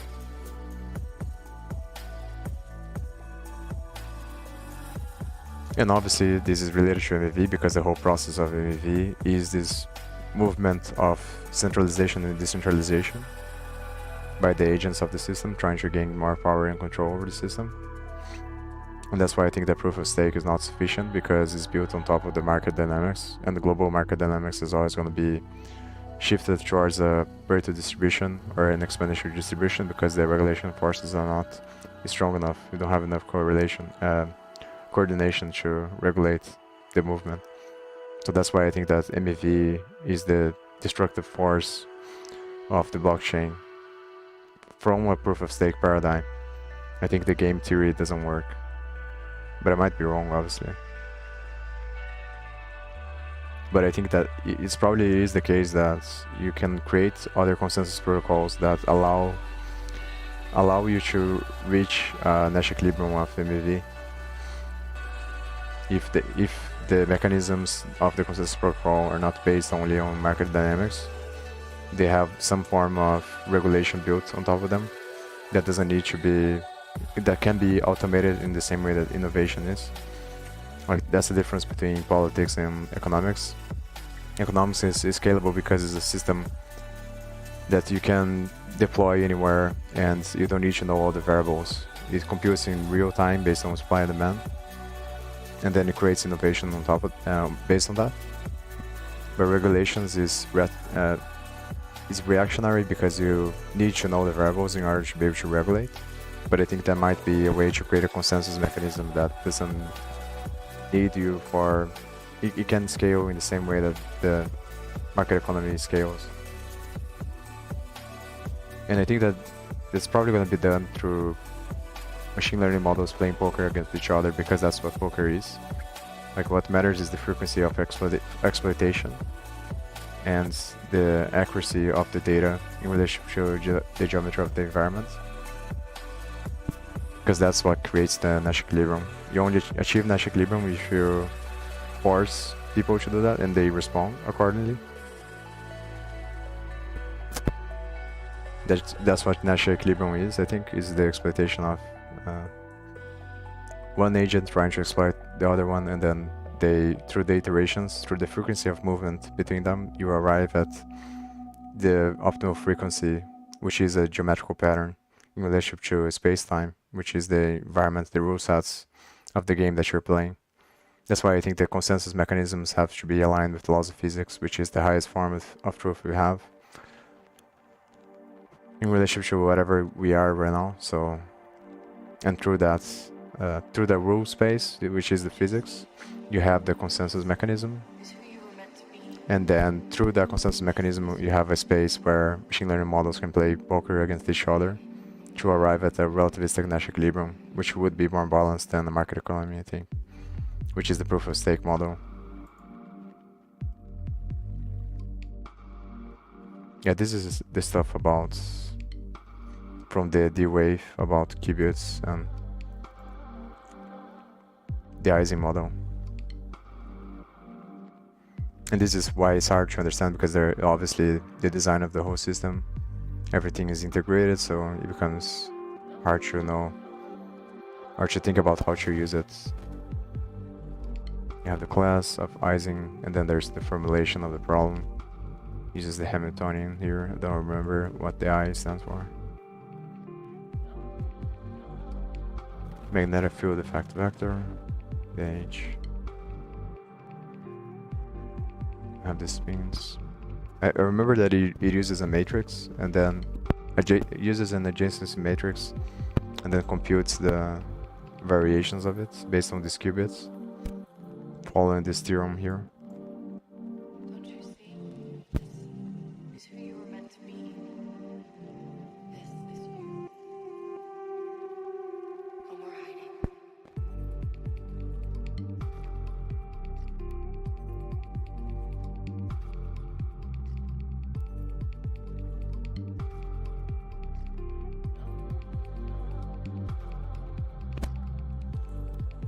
And that's why you can use this for arbitrage, because it is the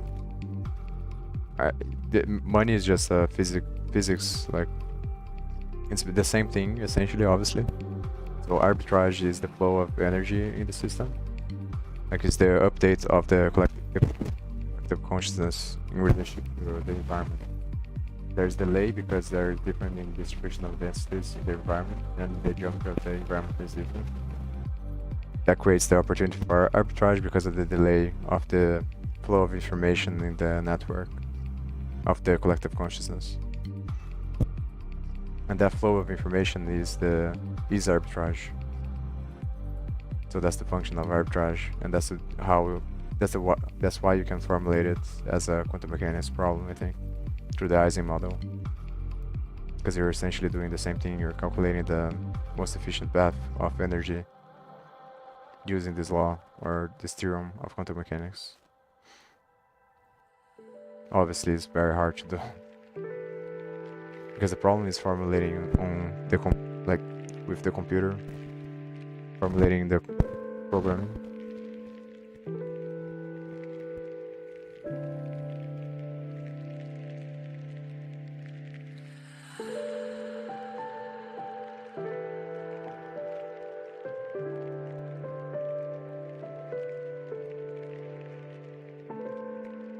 And I think that's the main problem of Bellman form, and that's what this solves. Because Bellman form is not scalable, I think. If you, if anyone watches this and tries to implement it, let me know. Would be very nice to hear about. Although I doubt someone is gonna implement this, but yeah.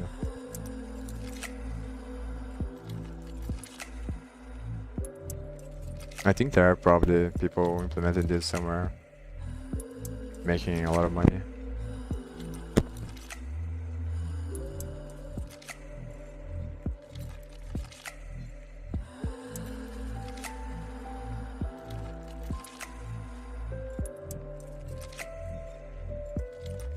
Not easy though.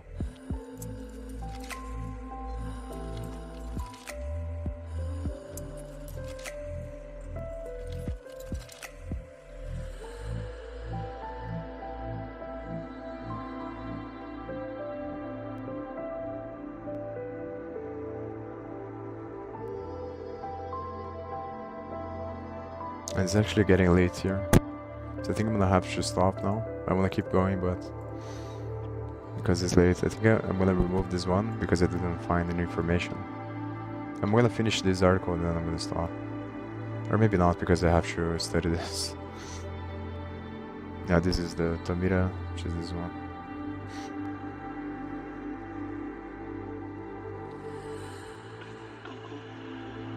Yeah, this is the same as this. I'm gonna remove this one. Yeah. Just gonna leave this shoe here that I know.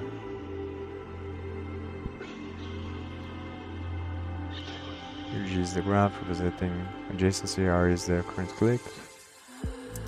P is the set of nodes that have not been considered yet. And X is the set of nodes that have been excluded. Turns the maximum clique in the graph.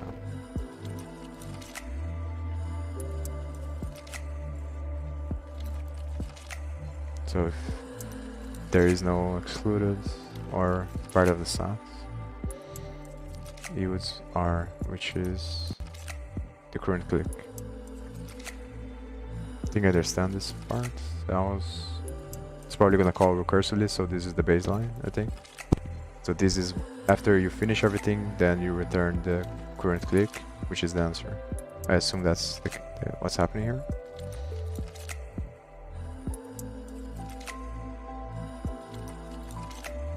I don't understand this.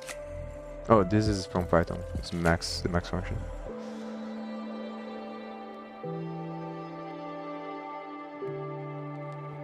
I don't understand this part.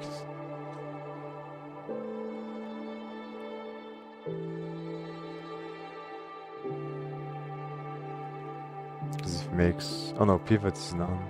So if P... So if there are sets that are not considered...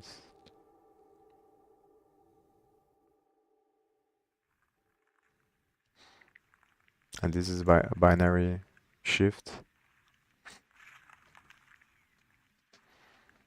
Yeah, I'm gonna have to spend more time studying this. I might use another algorithm, but I think what I'm gonna do is put this stuff on ChatGPT, try to use it to explain, and I'm gonna watch some videos and also look into Google or DuckDuckGo to make sure that this is correct.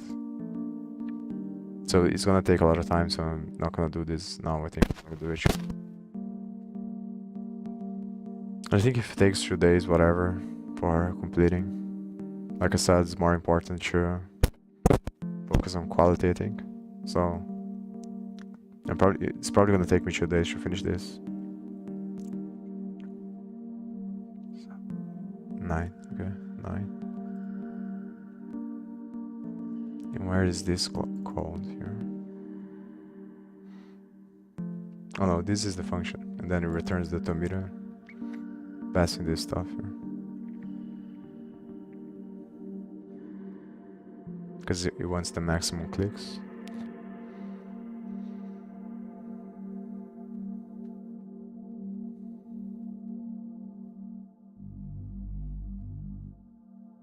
Yeah, this is the recursive call. I still struggle a lot with understanding recursion. It's not easy at all to me. I'll probably study more about that.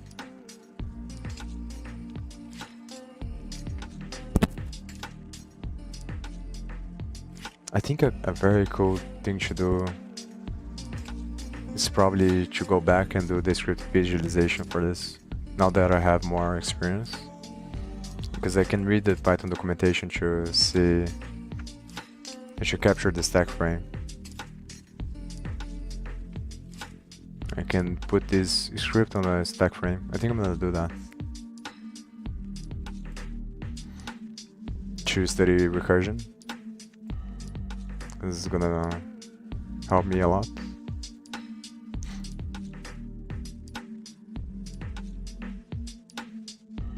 And then if I can do it, I'm probably gonna put it on the website as well, I think, on the blog. I think that's a good idea. Yeah, that's something I can do for all the algorithms, actually.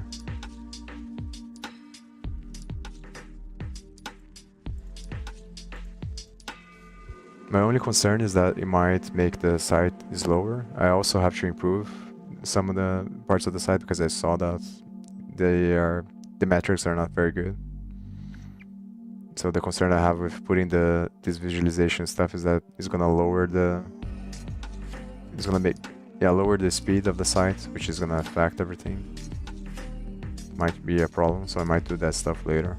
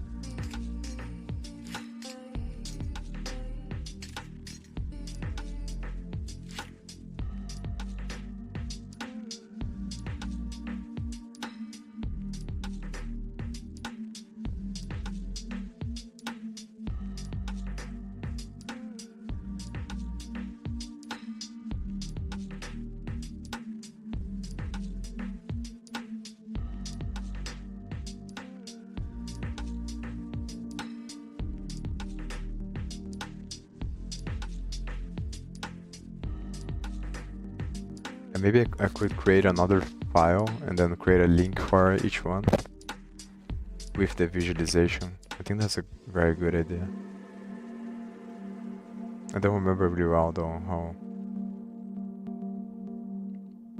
because the graphs would be, I think I can use HTML pages.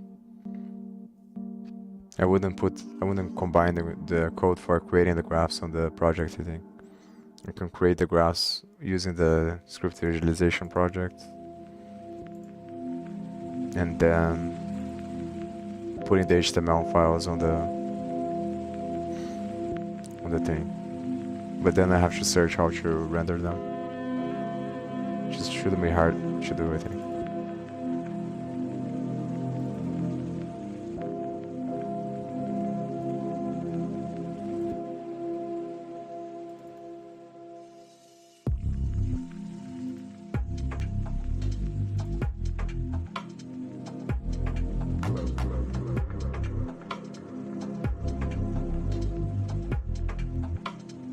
That sounds very interesting to me.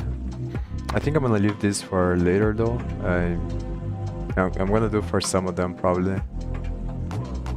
But I wanna have a bunch more articles first, then I'll think about this.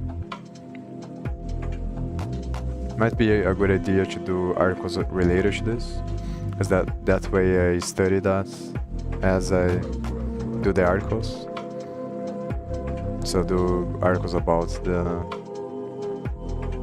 OP codes from Python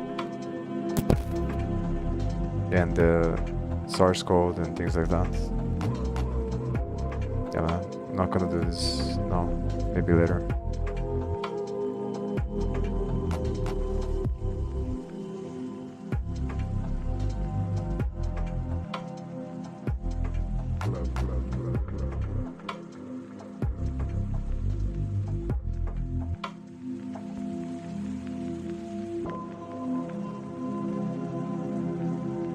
So it takes the max of the length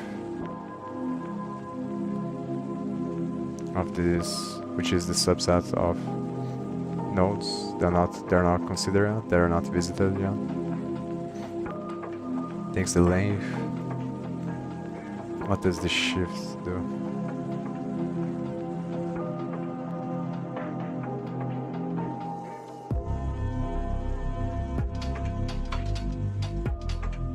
I'm gonna ask ChatGPT.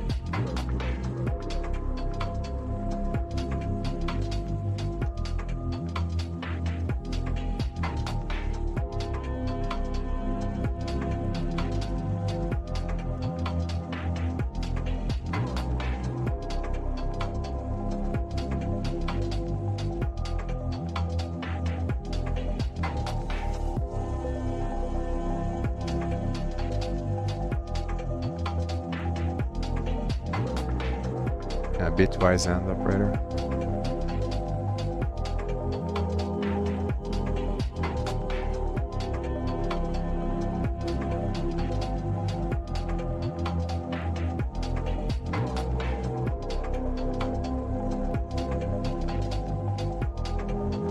But it's difficult for me to understand what the AND operator does here.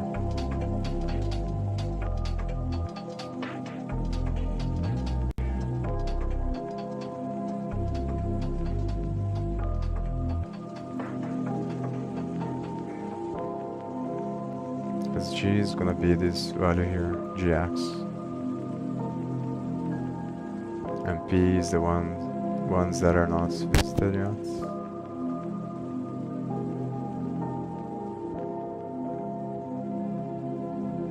So I think it's thinking which one is larger if it is visited, the ones that are not visited yet, or the neighbors of the current node, and returns that whichever one is greater. I think that's what's happening, but it might be something else based on this shift here, because it's doing an AND operation. So maybe it is summing them through the AND. Yeah, I think that it makes sense to me intuitively. That's what happens. Because either R is going to become 0, and then if they're both true or false, it becomes true. So I think it sums them. But I'm not really sure.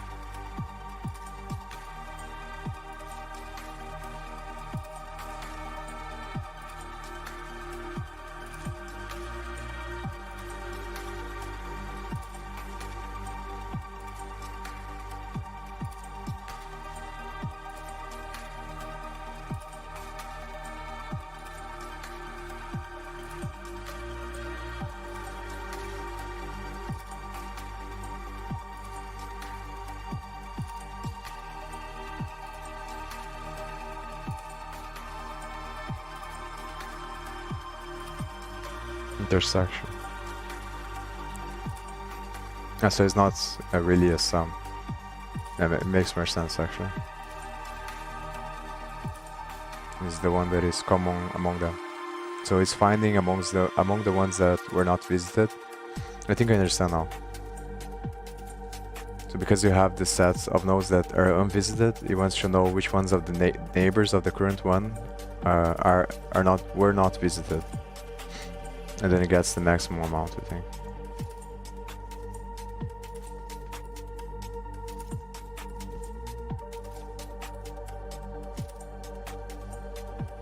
Yeah, the largest intersection.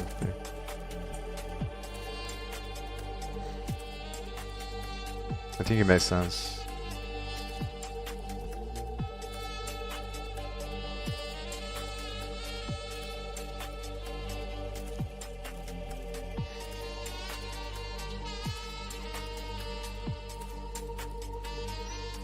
Yeah, so, okay.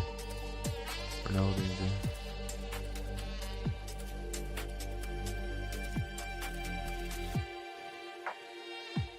let's ask this one.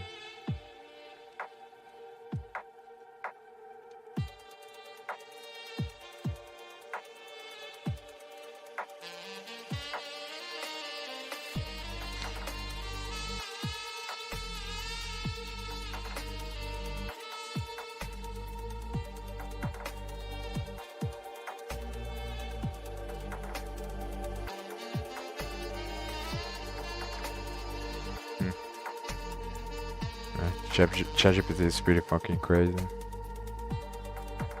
It's really good.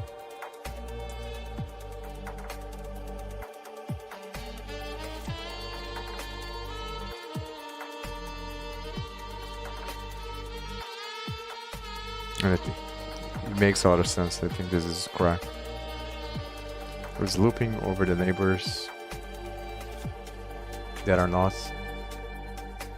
Loops over all nodes. This not P. There are not neighbors of nodes pivots in the graph tree.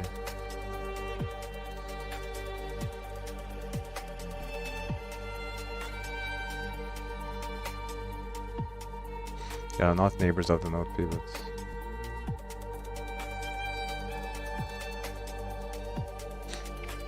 Because it wants to find the maximum clique. Makes a lot of sense. I think this is correct actually, now that I think about it and clarifying there with ChatGPT.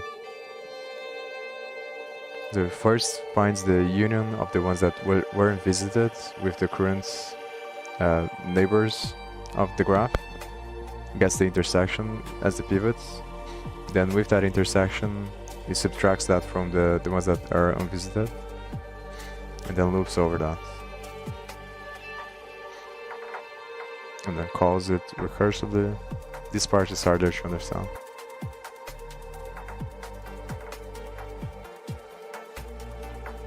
Yeah, I think I'll finish studying this tomorrow, but I think that there's a very high probability that this is accurate. But I'm gonna investigate these ones off stream, I think. But tomorrow I'm probably gonna start from this point, so I might study this on stream tomorrow as well. And then continue to review the rest of the articles.